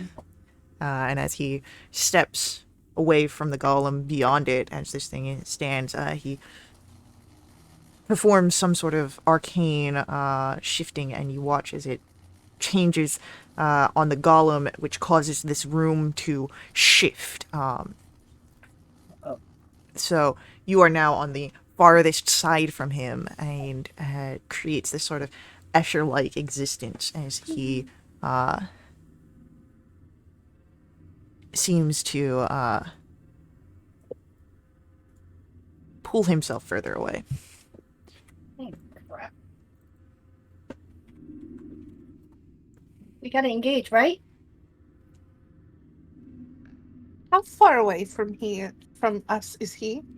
Currently? Uh-huh. Probably on the order of about 70 feet. Oh.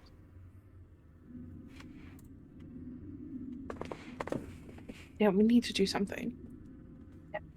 Should I wait for you to do your thingy, or do you want me to go say hello? Do what you need to do, Xena. Well, sometimes you like to do things that it's like a large area, and if I get in the way, then you don't get to do it. So I want to make sure that it's okay if I Okay, go in. fine, sure. I mean, I'm okay. Okay, yes, go in, or okay, wait for you to do your My big. goodness, I'm gonna move forward 10 feet and cast hold person on. As you move in 10 feet and begin to cast the spell, you see that he does as well. Uh-oh. And I believe hold person requires sight, line of sight, yeah? Um, it does. For a moment you see it, and then it is gone as utilizing again that command over the golem, the floor shifts into a... It's almost like a stack of cards, but you look closer and you see that it is chairs. Oh, I've. Okay. Sorry. Okay. Okay. I see Uh, her do something. I'm gonna You would go. also see the massive stack of chairs in the middle of the area blocking... And that's blocking my view of him. It blocks the view of him, it blocks a clear way to get to him. Okay, I would like to go say hello to the stack of chairs, please. Sure. Overwhelming strikes. That is 28 to hit for a total of 31 points of damage. So as your axe comes out and smacks the chair at the base, I need you to make me a dexterity save. Of course. I see this coming, yeah? Yeah, you see where you've created this hole in the base of the It's all pyramid. about to fall on my head. Yeah, it's 23. You are able to move out of the way as the chairs topple down, Okay. creating difficult terrain. And as they hit the ground, well, since Xena, this was you, let's get a wild magic surge, yeah? Do not turn me into a potted plant again. Get it. Xena. Yeah? You are a medium-sized creature, yeah? Yeah? Well, for the next minute, you are now small. As you Peter. shrink down. See, I didn't know you could do that. So See, I did that cute. earlier, Kira. That was me, but now it's Ina. Oh. Oh my god, the world got bigger. Now, I will say Okay, that first- it's just you that got smaller and not your, massive Oh, axe. no. So you will have disadvantage for the next minute. Oh my god. Are the chairs attacking me? No, they're just chairs. Okay, I would like to drag my axe behind me as I try to run through and get to the stage. Alright, it is difficult terrain. Okay. So, as you move through, you start getting... You would end your turn stuck somewhere in the middle of the chairs, but... Yep. No problem. As you see this happening, Kira, do you do anything? Or are you just kind of watching this?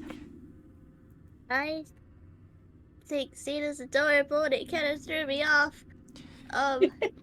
If we got chairs making difficult terrain, I'ma summon Scratches since he's small and nimble and can get through places. I'ma summon him at 6th level. Okay. And I want my boy to just start going past the chairs. As Bilzavir sees you summon this creature, and as Scratches dives into the chairs, Bilzavir reaches out once more, causes a command on the golem, which you feel the room almost turn upside down for you all, as you are now on the ceiling. No. And he is not. Did the chairs come with us? Oh yeah, it's like the room itself just turned to where the floor is now the ceiling, except for in his portion. Oh my gosh. Okay. Uh, we're not in initiative, right? Nope. Okay. I'm just gonna try to keep on through these chairs. Okay, yeah, you get through the chairs, but now he's on the ceiling Is comparative to my you. up right now? So you are on the ceiling, Literally. Yeah. Okay. So and gravity he. first. I mean, kind of yes. Um, it's not like you fell upwards towards the ceiling. He literally Yeah. moved to where the Right. ceiling is. The floor is now the ceiling, and the ceiling is the floor. And from This is such a weird sensation. I'm trying not to get vertigo, and I try to go ahead and still make it through. yeah, you get to at the end of the chairs, but then that like you can't Yeah. reach him. It's not Yeah. like so. Yeah. But can I like at least am I closer to the stage? I mean, if you want to get, yeah, you can get to the stage and you can get to where this Yeah. golem is. Yeah. I'm gonna just try to keep on getting up to closer to him or the golem, and that's the end of it here. He's not next to the That golem. was He's right. down on the ground. The golem Yeah. is up near Is the the stage. golem? Okay. Yeah. Just I'm gonna just keep on going towards that direction. Is what I'm saying. Okay, so I need to make sure that like so Kira, Verity, you guys are on the ceiling now. Yeah, can I blast him? I'm getting so irritated. You can definitely try. It's a 29 to hit. So as he sees this coming, he tries to once more call upon the energies of the golem. And Sina, since you're so close, you would see this, and all of you see it as well. Um, it is a sparking and beginning to burst and overheat, and as the room comes back to normal size, Verity, you may roll damage, but we are going to roll initiative as the arcano-mechanical golem breaks and leaves just the aberrant heart of the manor, which does not seem to care for any of you. That's so mean. What does the aberrant heart of the manor look like?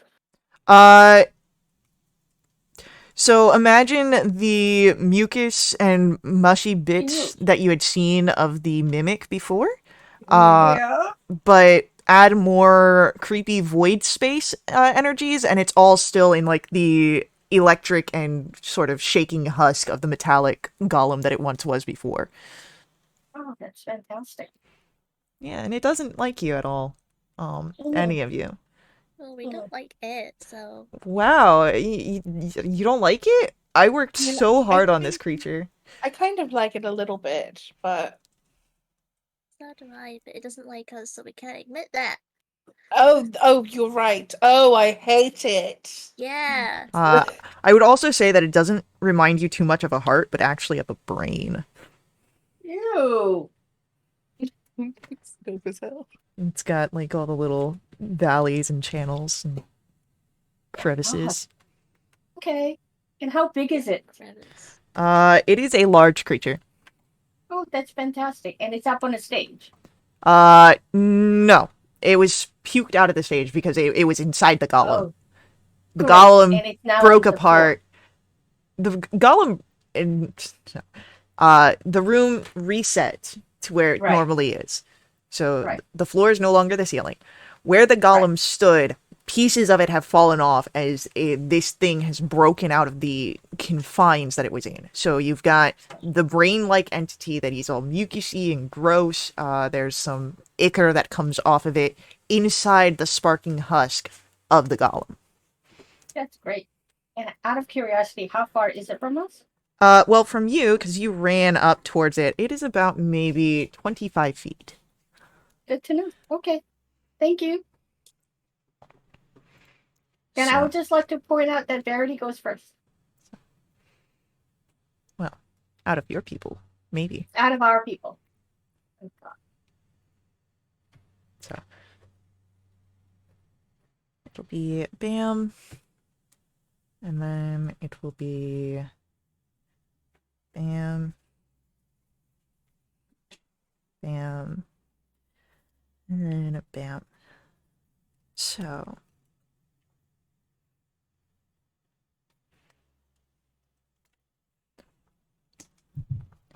it is going to be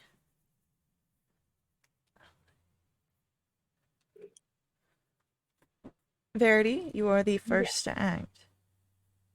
Cool. I'd like to cast Crown of Stars. And we're aiming for the heart brain thing. Okay. It's a 27 to hit. Oh, most definitely. Cool. 39 radiant. Okay.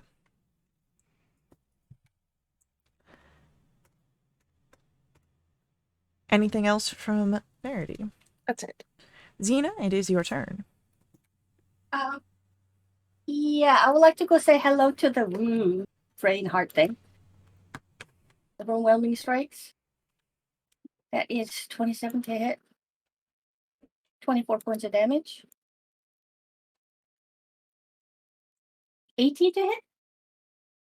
8. Yeah, that'll hit. Okay, great. That is 34 points of damage. And, oh, how about 16? 16 will hit. Oh, great. That is 32 points of damage, and that's the end of my turn. All right. With that,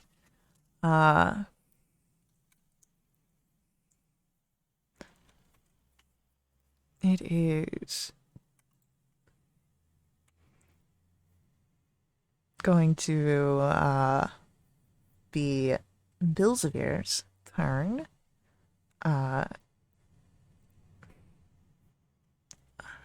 And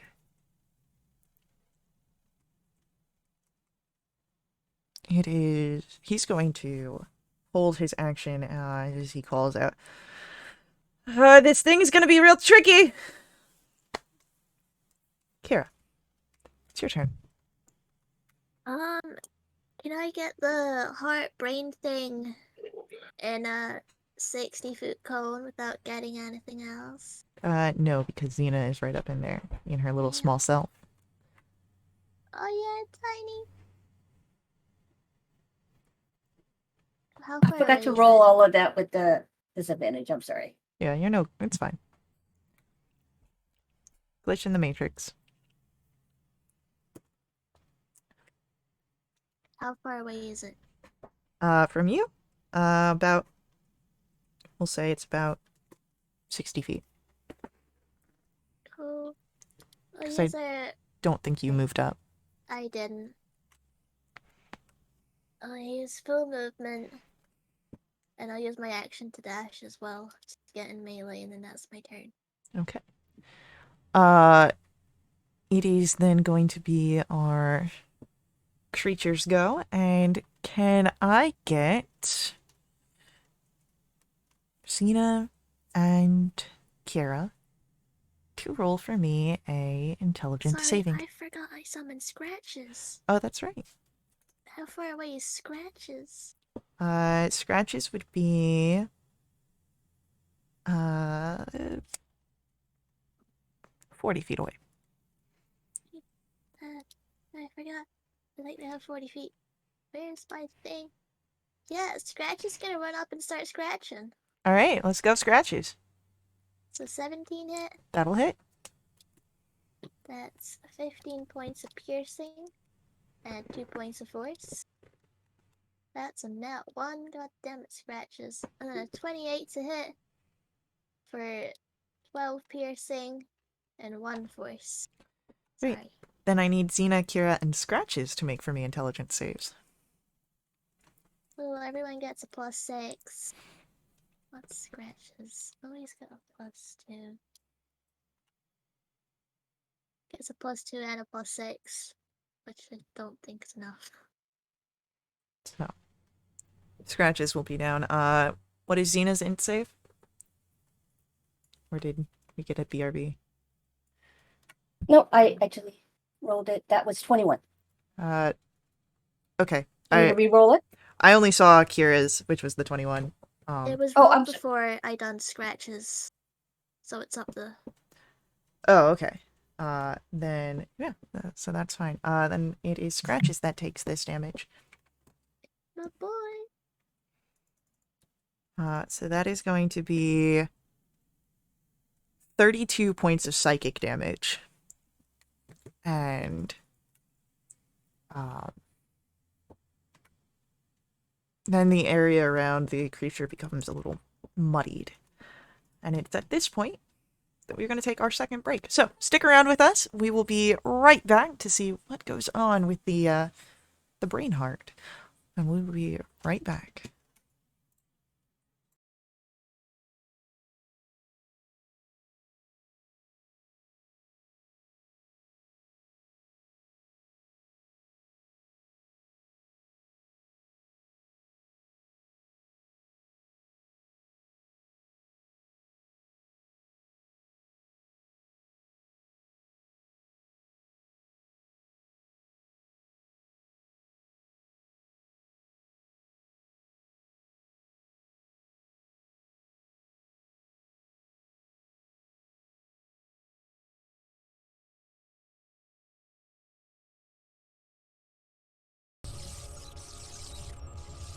All right, we are back and we are picking up in the middle of battle.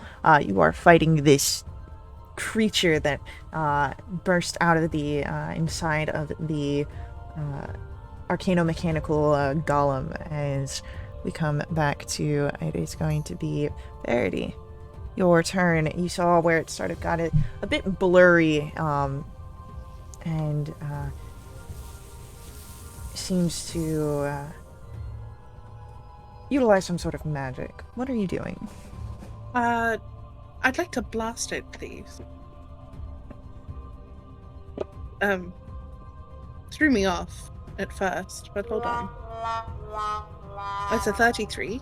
So what you see here is that as it your Eldritch Blast goes through, it goes through, reminding you of some things that you have seen before with Ulthir projections.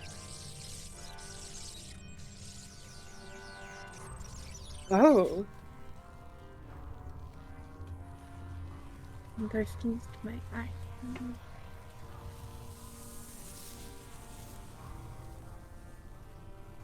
Can I glance around the room to see if it's anywhere else? You don't seem to see it anywhere else, but you do see that, much like yourself, Bill Xavier is looking around, and you recall that he had said that this was going to get tricky. He may have some idea of what is going on. So I'll quickly call out to him. What's happening? It broke. The containment on it, its illusions are going a bit wild right now. You don't say. Great. I'll call out that I can't hit it, and I'll end my turn. Alright. Xena, you would have heard this exchange as well. You would have seen the Eldritch Blast go through it, understanding that this might be Ulthir related.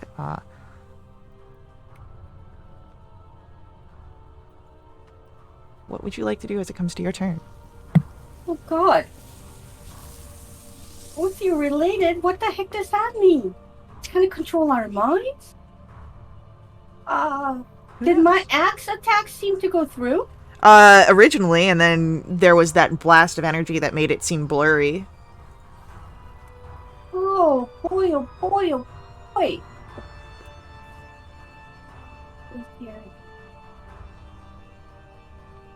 Sorry, this is player trying to figure out what I know and what Xeno knows. Okay. Energies.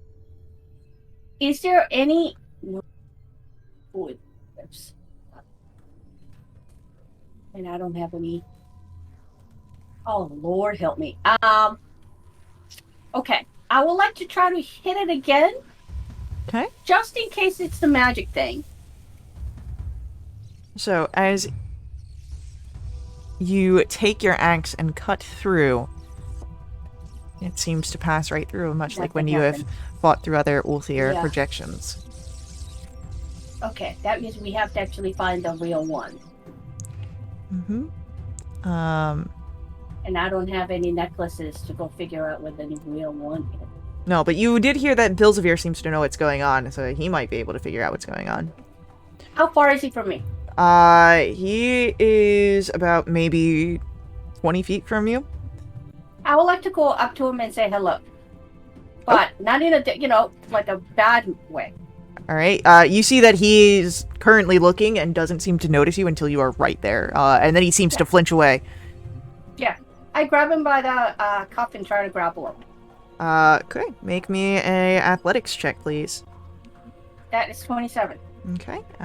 Yeah, you've got a hold of him. Actually, there should be. Should that be with disadvantage? No, the only reason why you're Slack there has disadvantage is because it's a heavy weapon, so it needs 2 hands, right. and it's for Right. a person bigger than you. Yeah. Okay. If he's grappled, then I'm gonna grapple him and then say, "Okay, how do we stop that thing?" Well, I would need to be, free to actually cast my spell. Oh, okay. I let him go. Thank you. And he sort of brushes himself off. Manners. Do you do anything else on your turn? I watch to see what he does, and if he moves, gosh darn it. No, that's the end of my turn. All right. Bilzavir is going to move so that way you are not directly right there. And if you want, you are welcome to make an attack of opportunity. But No. it does seem that he is trying to help you here. And as he looks about, he mutters in Gnomish and will, as he scans the room, you see that he's looking at areas that seem to have more of the built aspect. Alright, I think I've got this. And as he releases the spell, you see the sparks of energy that flitter out, and we are going to have a legendary action from our brain creature, who is going to try and lash out and strike Verity with one of the tentacles. Uh-oh.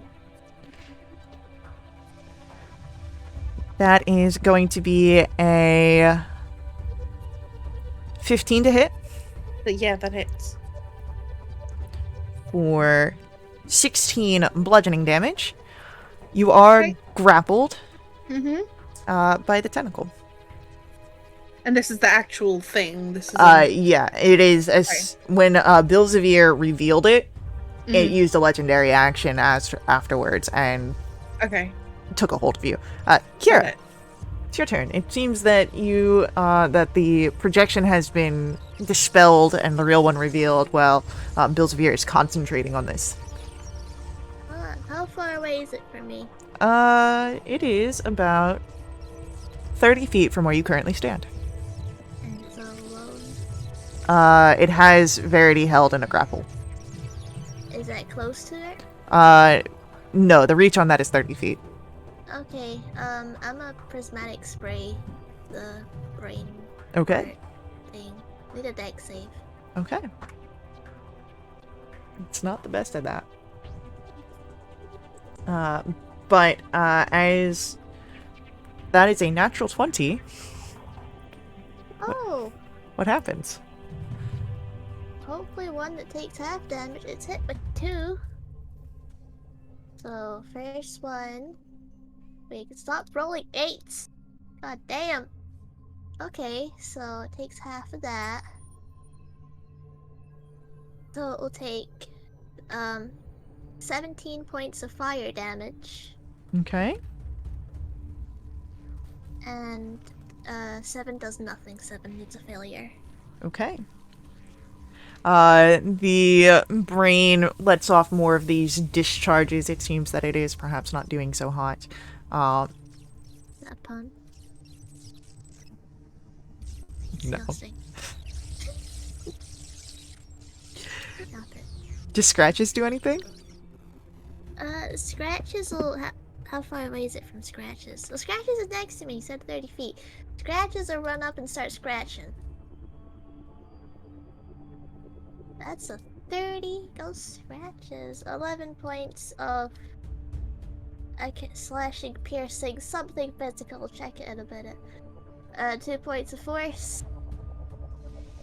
It's an 18 to hit. For 14 points of something. And 2 points of force. And then that's a 25 to hit. For 10 points of something. And 1 point of force. So I'm gonna double check what that. It is very much not looking too hot at all.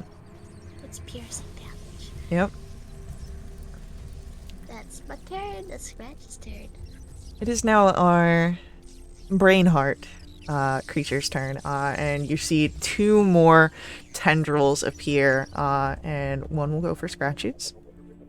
It can try. It will try.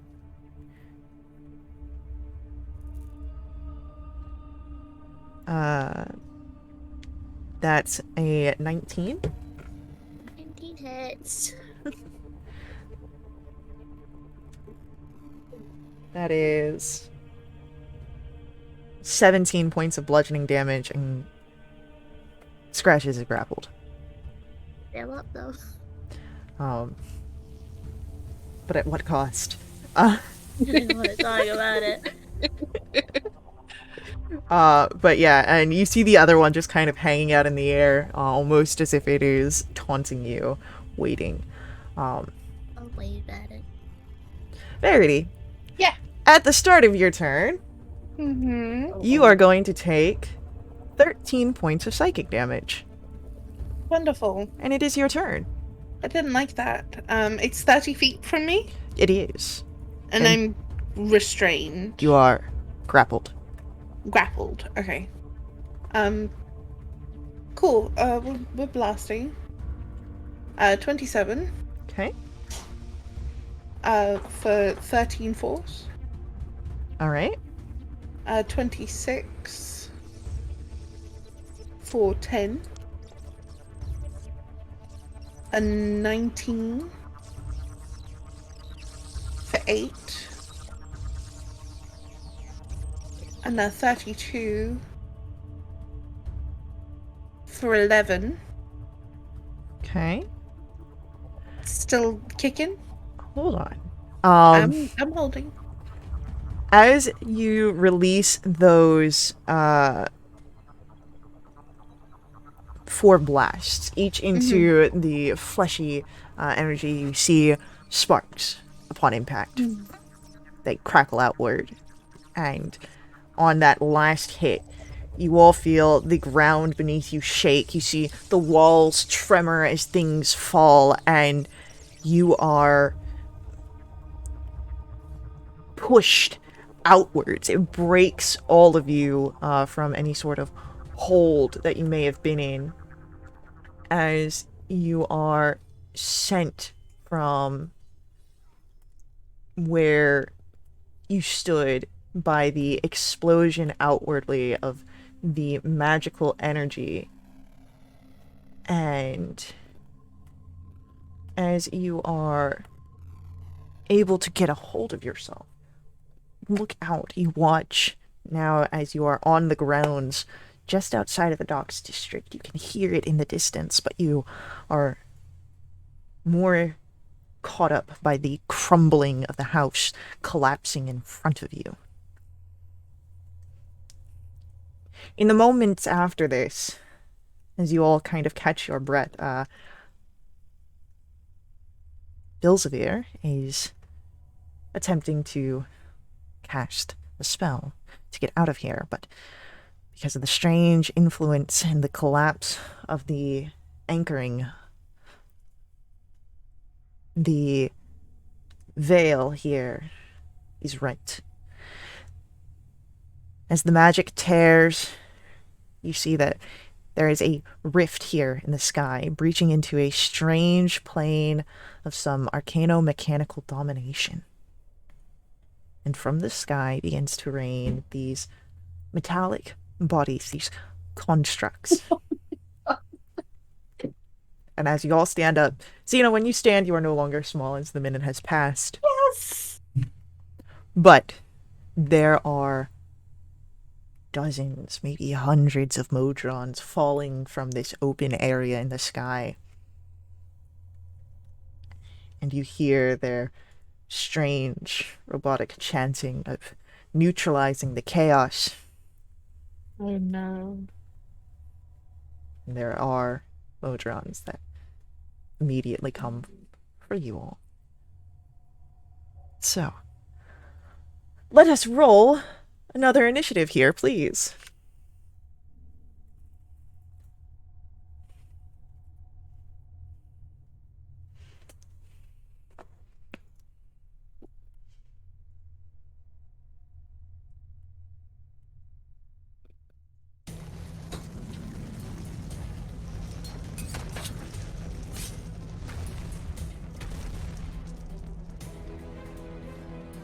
Alright, so it is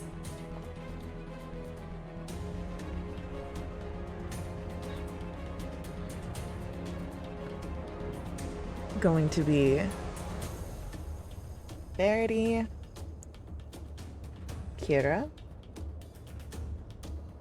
Cena, Modrons, Billsmere. So, Verity, Yep. that's a lot of Modrons. Yes, it is. What are we doing? Okay, we'll start with some blasts, I guess. Oh goodness. 23. 23 hits. That's 16 force, and I'm just like throwing them wildly about. Another 23 for another 16. 26 for 15. 24 for 11, and then we'll throw out a star for a 23, and that's 33 radiant.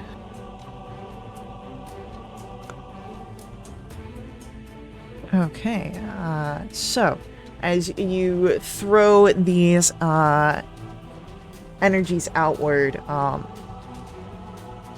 hitting quite a few of them. Anything else on your turn? I don't believe you do.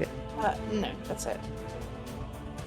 So with that, it is going to be Kira. How many Modrons in the general vicinity? You get about 15 or so in your general area, but there's more on the way. That's just at the start of combat what you got.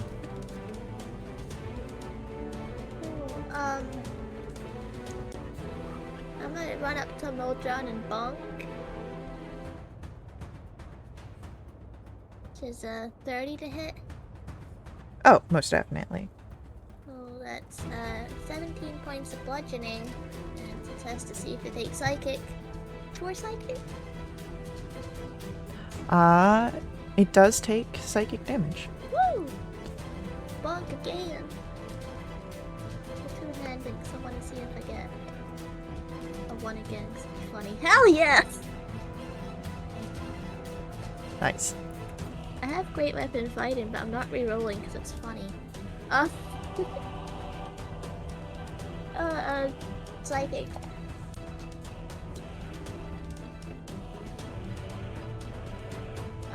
It'd be 12 points of psychic damage, and that's my turn. Great. So, with that one, it does dissipate. and is gone. So, anything else? No.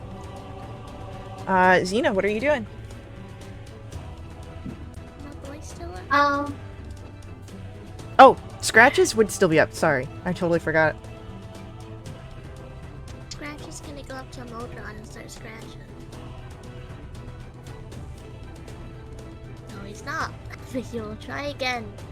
That was almost another nut one. 20 to hit. A 20 will hit. Yeah, that scratches. 10 points of piercing. Oh my. 1 point of force. Boy.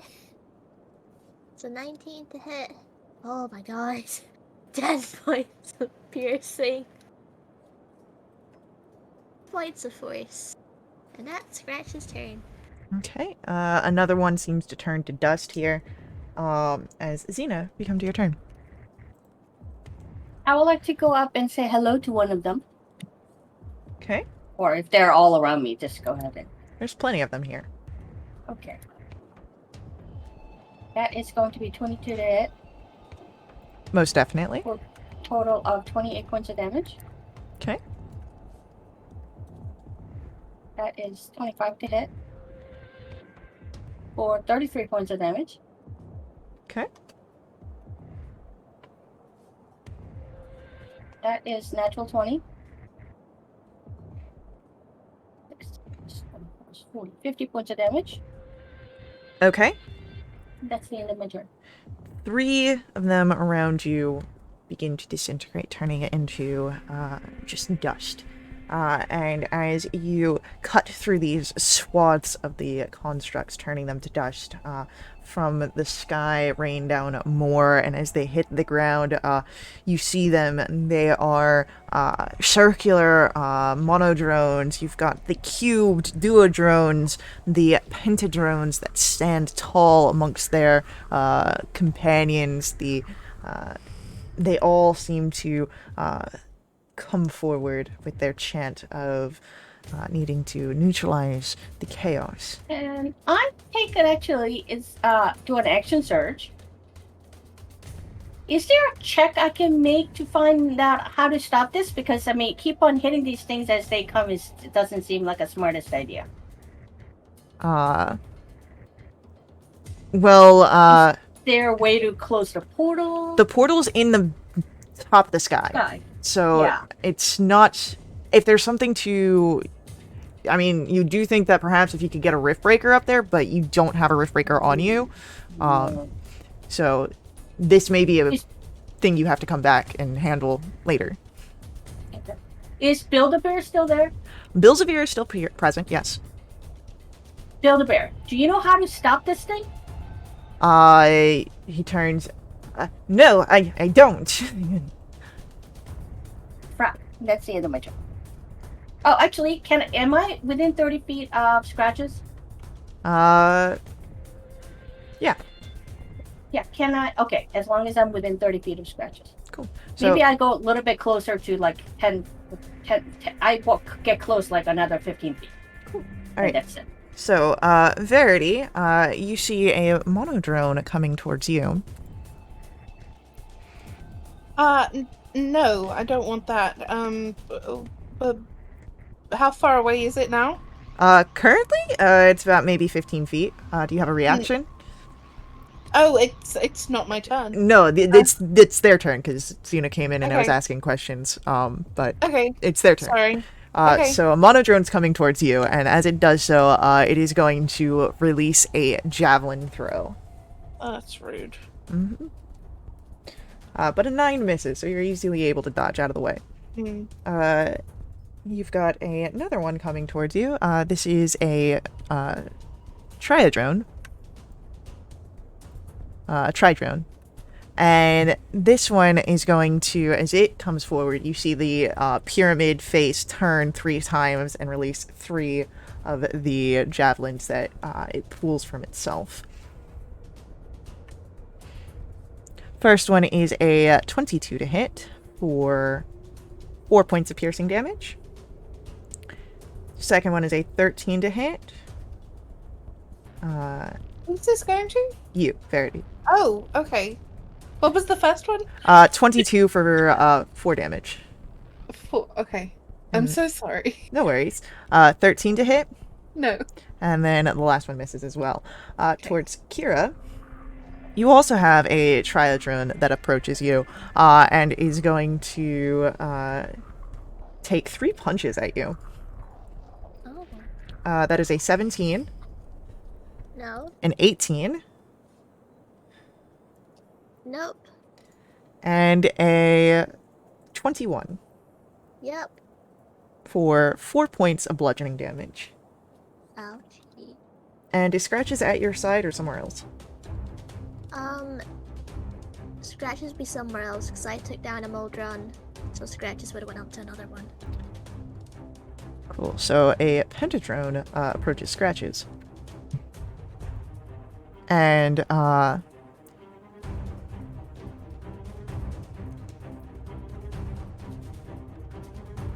yeah, it's just going to do a sort of arm slam down into the ground, trying to squish Scratches.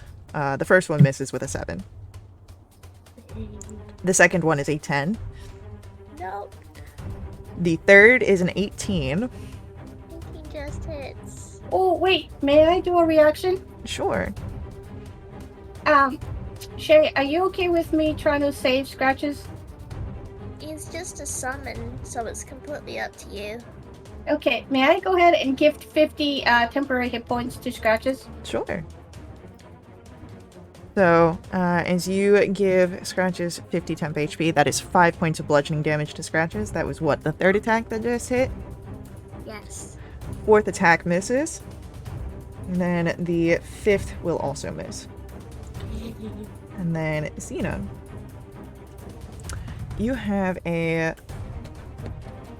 Quadron coming up to you. And as it is fluttering in the air, it is going to make its attacks, and you will get 4 shots coming down at you. Okay. And you went overwhelming last time. Oh, yeah. Yep. 23 on the first attack misses.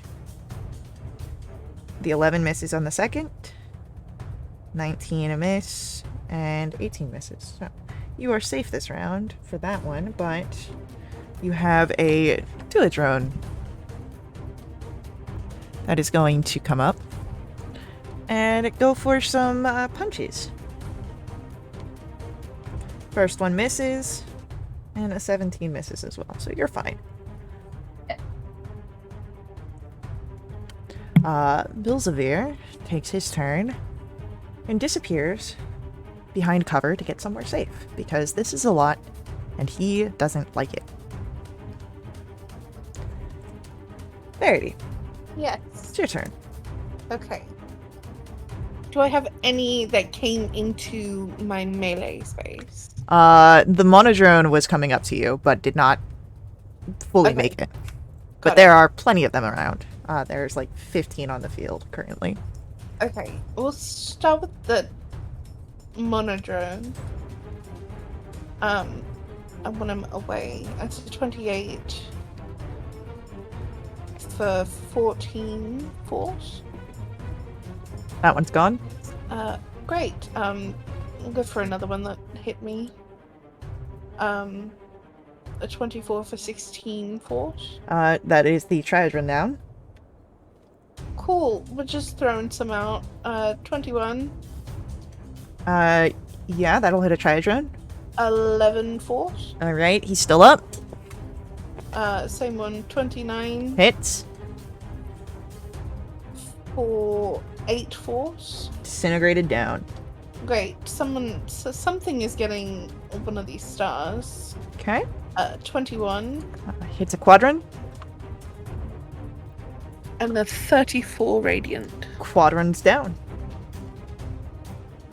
And then with that, Kira, your turn. There's disintegrated metallic dust filling the air as you, your friends and yourselves are going through these Modrons with ease.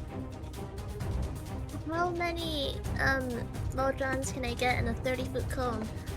A lot. You could get 12. Can I get 12 deck saves? Sure.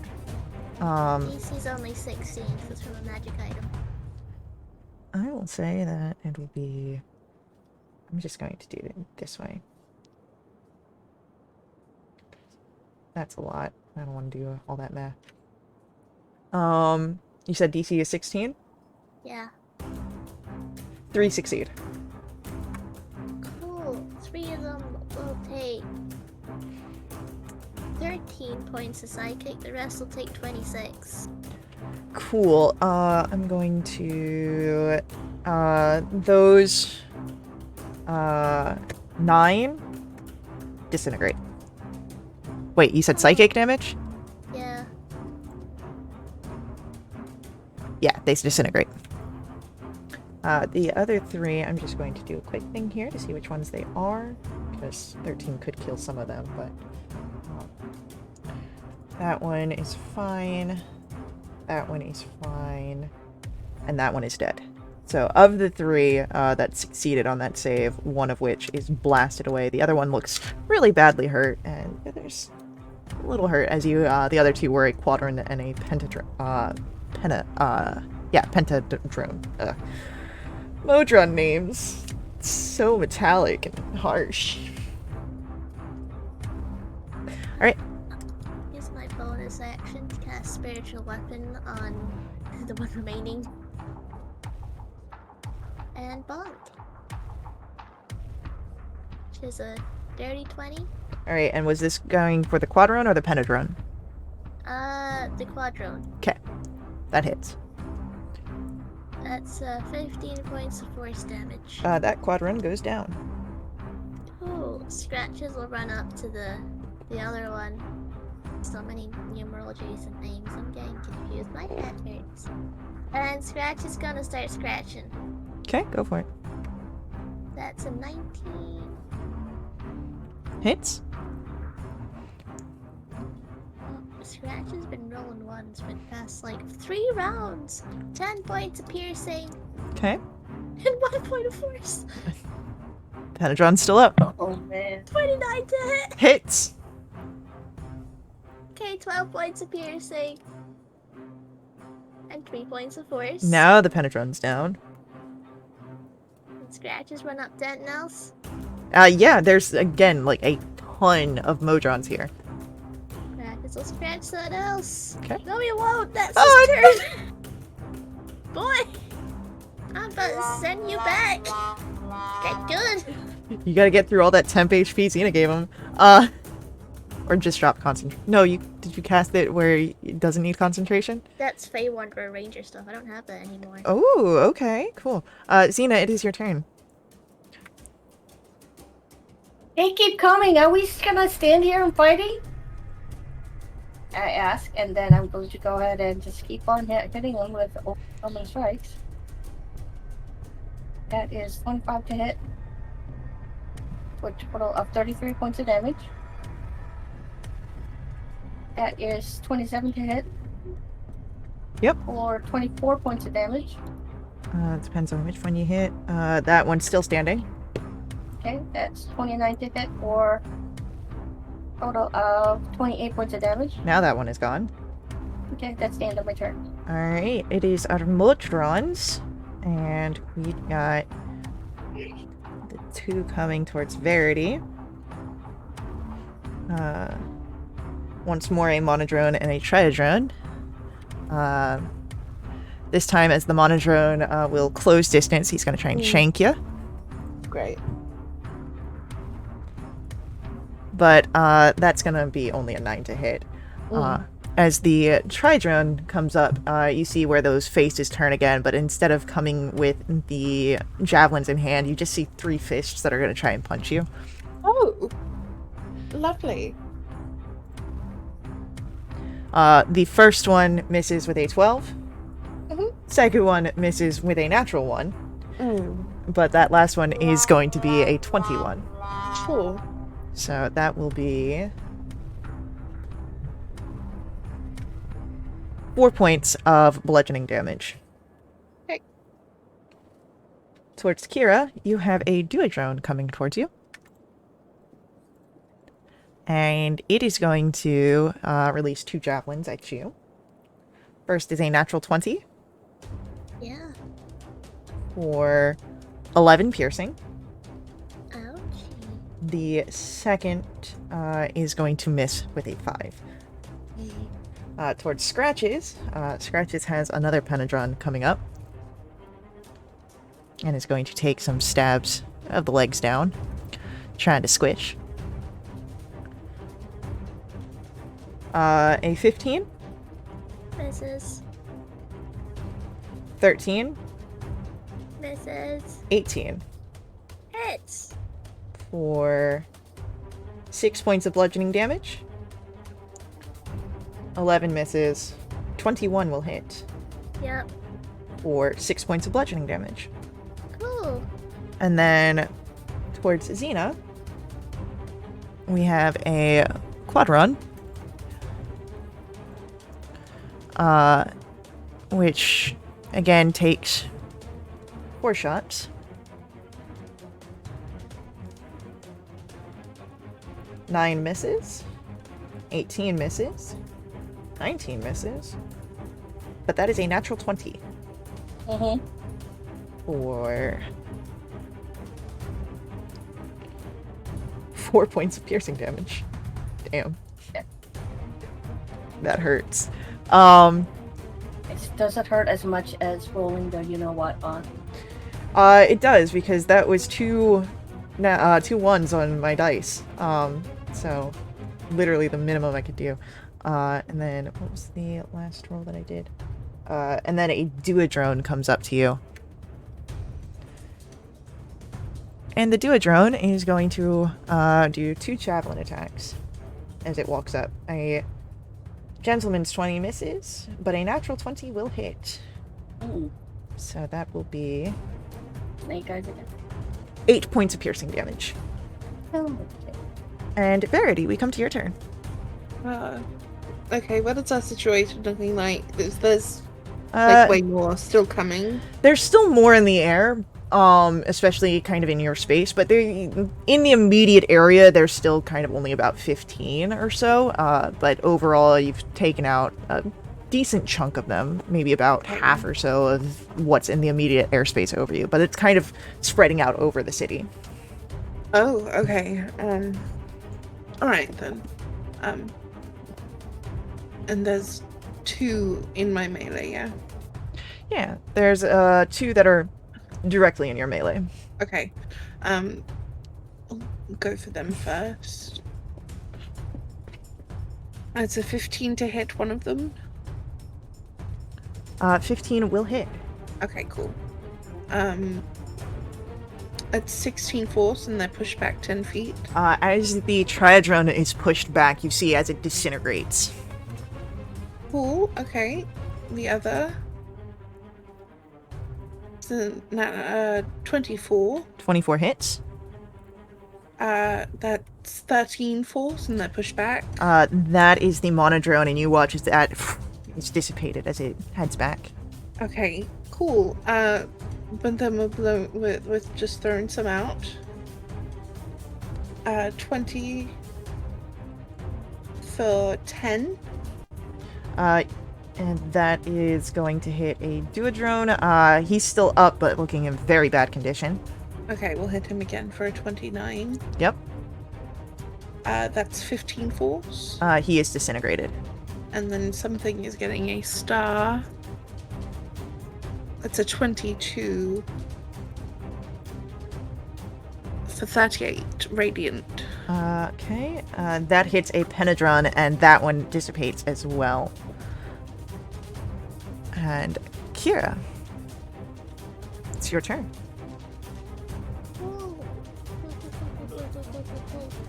Does it seem like we're actually making a dent in this? Or Yeah. Does this seem okay? Like, you think that you've taken out maybe half or so of the ones that are in this immediate area. You see that there are more that kind of go over the other city, but you hear where guards are battling them as well. So it's not just, you fighting an endless onslaught, but there are more that, like, just fill up the area where you defeat them. Okay, how many can I get in a 60-foot cone? I mean, if you aim upwards, you could get a whole lot more than on the ground. You could get maybe 20 or so if you aim, like, angle your cone up. This is gonna be so much. Can I get like 20 deck saves? I'm just going to roll 1 dex save for all 20 creatures. Yeah, And that's a failure. that's a lot. I don't know how to go about this. It's a lot of d8s. Just roll a lot of d8s, please. Roll Or no, just roll 1 for all. one for all. Yeah. That's how the Modrons function out anyway. It's all we, no I or me shit. Communist robots? What the? 1, 2, 3, 4, 5. Okay. They all take 37 points of cold damage. All of those 20 just disintegrate, before they even touch the ground. Damn. So, I still have a spiritual weapon up that I completely forgot about. That's gonna bonk something. yeah. Have it bonk something. It's a 30 to hit. That's a successful bonk. It's 20 force damage. Alright, that is a creature down. Scratch is gonna run up and scratch some things. Okay,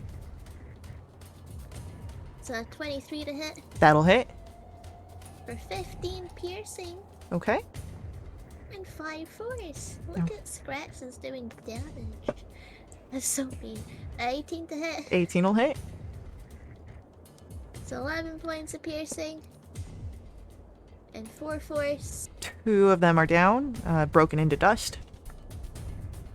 And that's a 15. Let's see which one he approached, because 15 might hit one of them. He is in front of a duodrone. That will hit. Awesome. That's, god damn it, 10 piercing. And 2 force. And that is a duodrone down. Currently, all you have now are the ones that are on the ground because of that massive prismatic spray up into the air. With what Scratches has just taken down, leaves about 14 Modrons on the ground here. And with that, it is, I believe, the end of Scratches' turn. Xena, we come to you. 14 Modrons on the ground. What are you doing? If I look up at the sky, are there more coming through the rift at all, or has that kind of stopped? There's still more, but there's none that are coming towards your immediate area. Like I said before, they're spreading out through the city. You can hear the guards that are combating them as well. So all you have to worry about for the Modrons that are engaged with you are the ones that are on the ground. So, once we kill them, is that it for an immediate danger, or do I go ahead and try to call it for reinforcement to host a rift and then deal with the people on the ground? Taking out a sending stone is an action. Sending a message is an action, right? Yes, it would be 2 actions to do that. 14 on the ground. Okay, I would like to take out my sending stone to L, 1 action, and then go ahead and do action search for another, Okay. which is my last action, and I'm going to say, L, Winterveld in trouble, giant ripped in the sky, raining robotic things. I need help, or we need help, and then that's the end of my turn. I'm sort of in the middle of something here in Cindervale. I can try and send to Artem. I hope you guys get that sorted out soon. If not, I'll help however I can. Yeah, at least I don't know. I don't have a sending stone to Artie. That's why that's She Okay. she I'm said just what she mumbling. could. Yeah. I'm just mumbling. So then it's our Modron's turn. And Verity, we've got 2 Modrons coming over towards you. Okay. One is a quadron, Mm-hmm. and the other is a duodron. Oh. So the quadron flies in the air and is going to release some shots down on you. A 9 misses. Mm-hmm. 6 misses. Mm-hmm. 22 hits. Mm-hmm. Yeah. For 4 points of piercing damage. Okay. And then, I'm not accepting any more damage. Just Um, like you know. unfortunately, that's not how this is going to work. Okay. The last short bow attack will in fact miss, so you don't have to worry about that. But our Duodrone is going to move in, and he's going to punch you twice. Sure. That is a natural 20 Okay. for 3 points of bludgeoning damage. Oh. And then it's honestly not that bad based on what I'm rolling. And then the second one misses with a 7. Okay. Kira, you have a Monodrone moving in on you, Yeah, and it's going to try and shank you. but I'm so pretty. That's a natural 1. Yeah, that's not gonna hit. Scratches is also getting a Monodrone. That's going to try and shank him. I can try. That is going to be a 12, which will miss. Yeah. And then Xena, that is a Quadron, who's going to take 4 shots at you.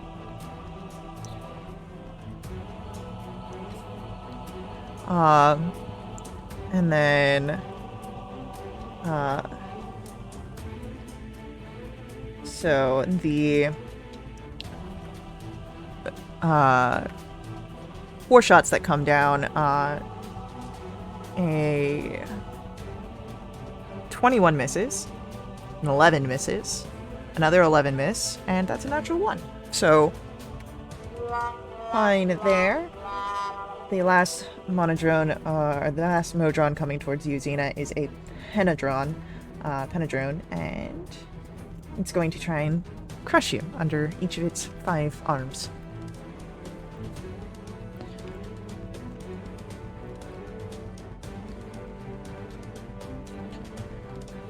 First attack misses with a 9. Second misses with a 13. A natural 1 misses. A 21 misses. The 6 misses. So all 5 attempts seem to crack the ground beneath your feet. And as the Modrons stop, there's a summer breeze that fills the air as galloping through the sky. You see a flash of white and champagne gold as Tithway appears on the ground. And we'll enter into the initiative right behind. And Tithway looks around. This doesn't have much whimsy.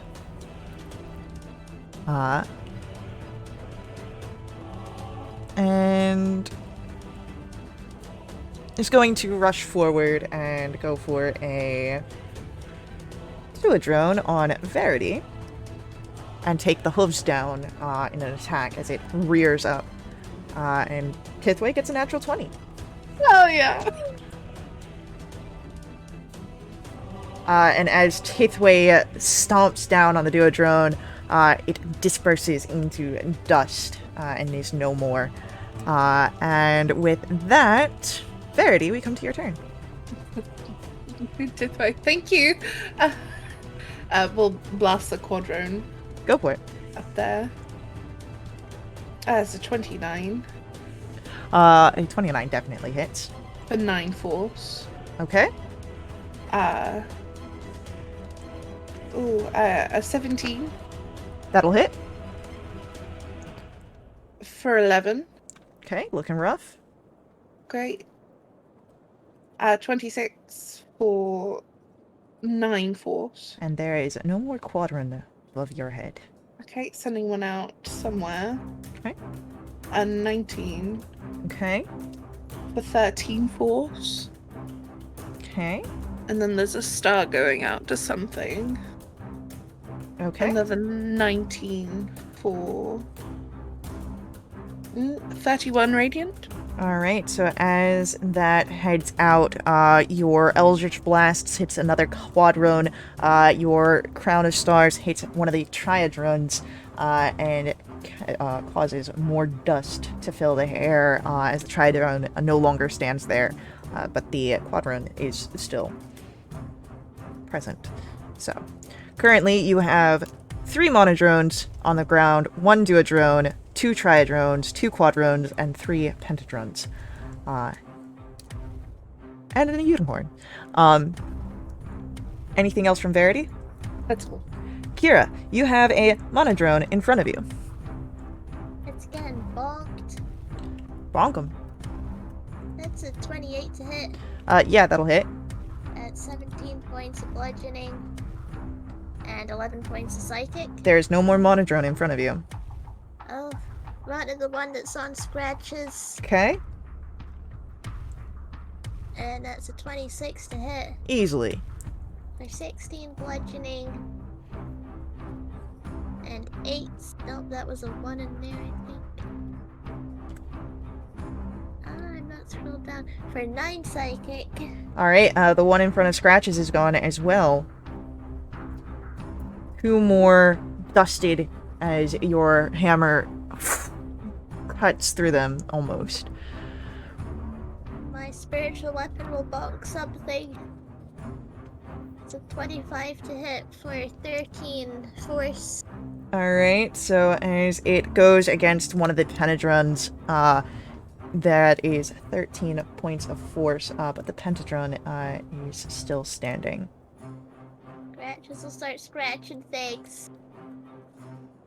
What damn is a 16 to hit? As Scratches runs to the last duodrone, a 16 does impact. It does? Mm-hmm. Hell yeah. That's 13 points of piercing. That duodrone is gone. Cool. Scratch something else. No, he won't. Oh He'll no! Scratch something else.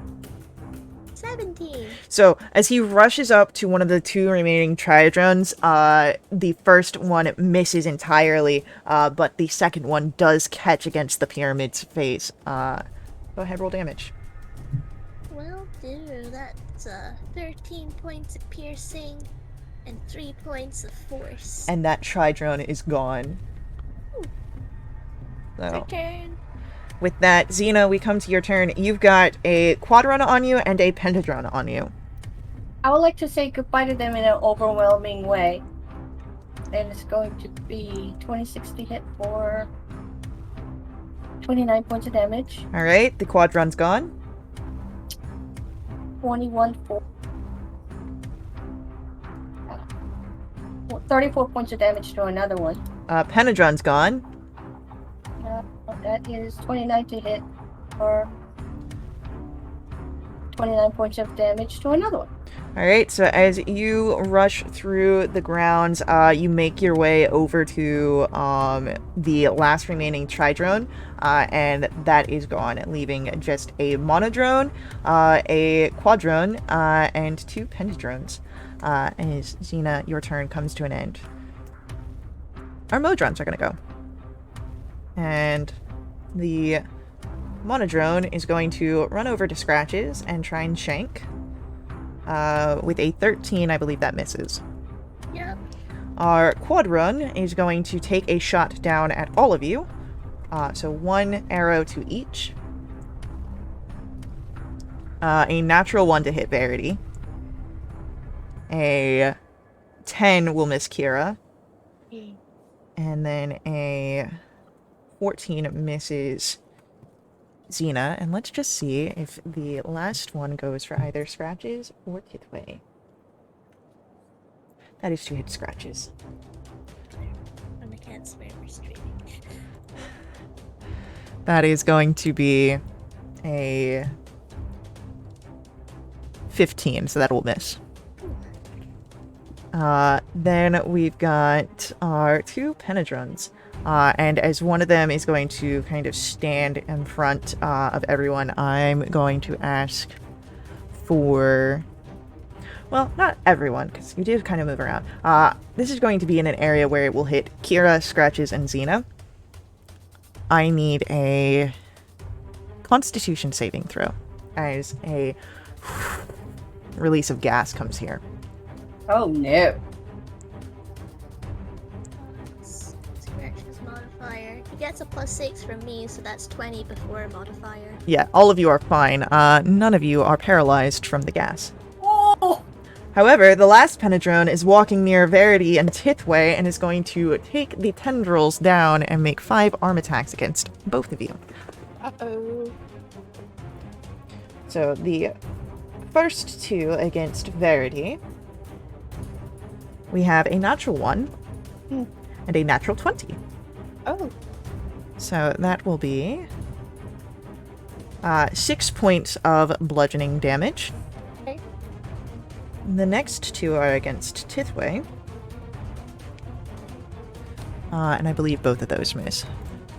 Yes, both of those miss. The last one is going for you, Verity. Mhm. With another natural 1. Okay. So, Mina scratches Kira. Verity. This one scratches. Tithway. So, with that, it is now Tithway's turn. And Tithway.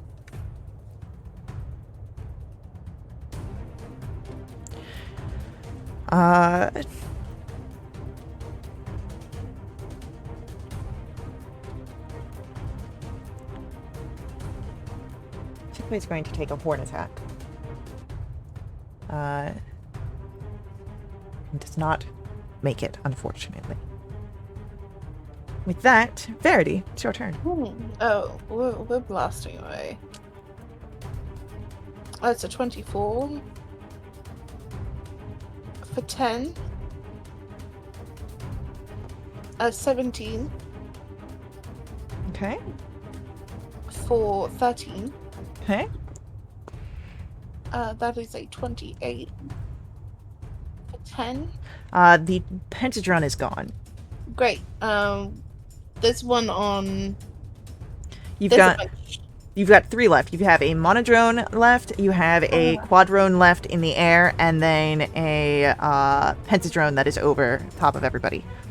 We'll go for the other Pentadrone. 31. And that's 16 force. Okay. And it will also get a star. So it wasn't very nice. That's a 17. 17 hits.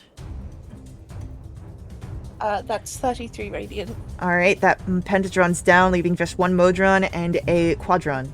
The Quadron is in the air, just so that way people understand where things are at. Whereabouts on the battlefield.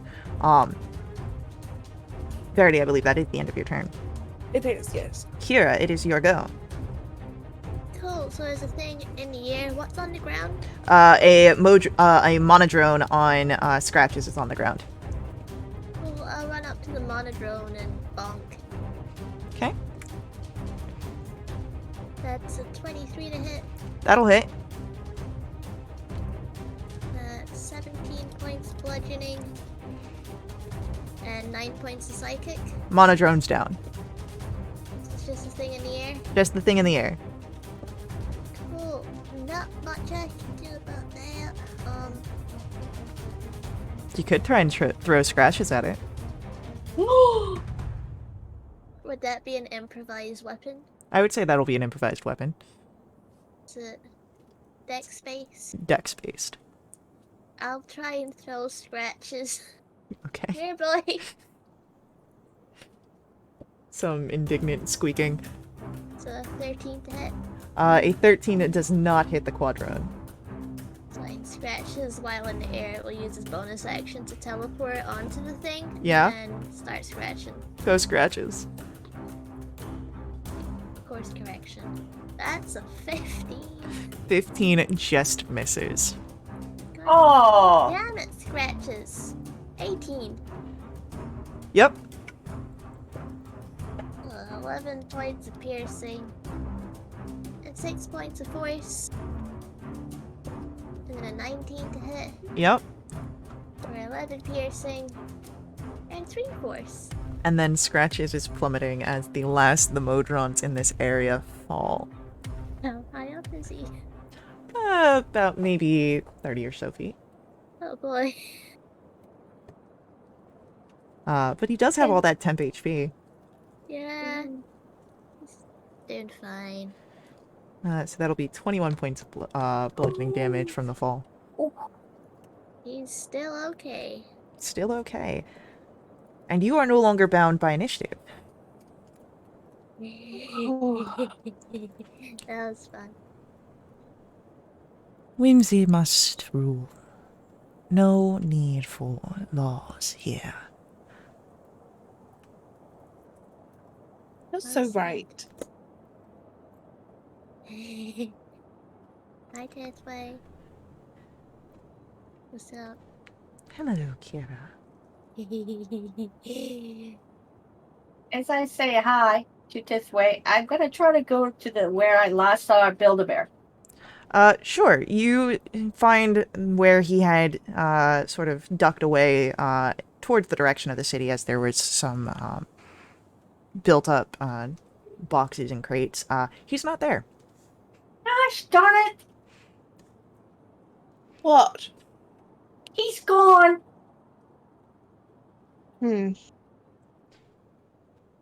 If anyone over near where he had hid would like to roll for me a perception check. I would love to. Xena and Kira, you see as you look around trying to figure out where,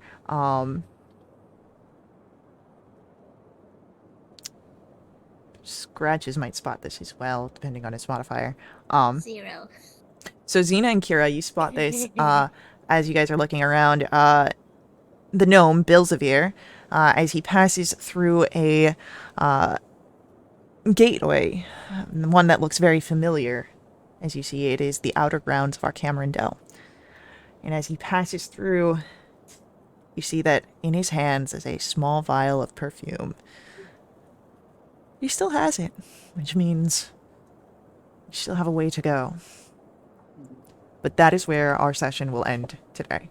So, thank you to our players for playing. I hope you guys enjoyed this. Thank you to our viewers for viewing. I hope you guys enjoyed this. I'll see you all in the next stream, but until then, head over to wildwitch.com.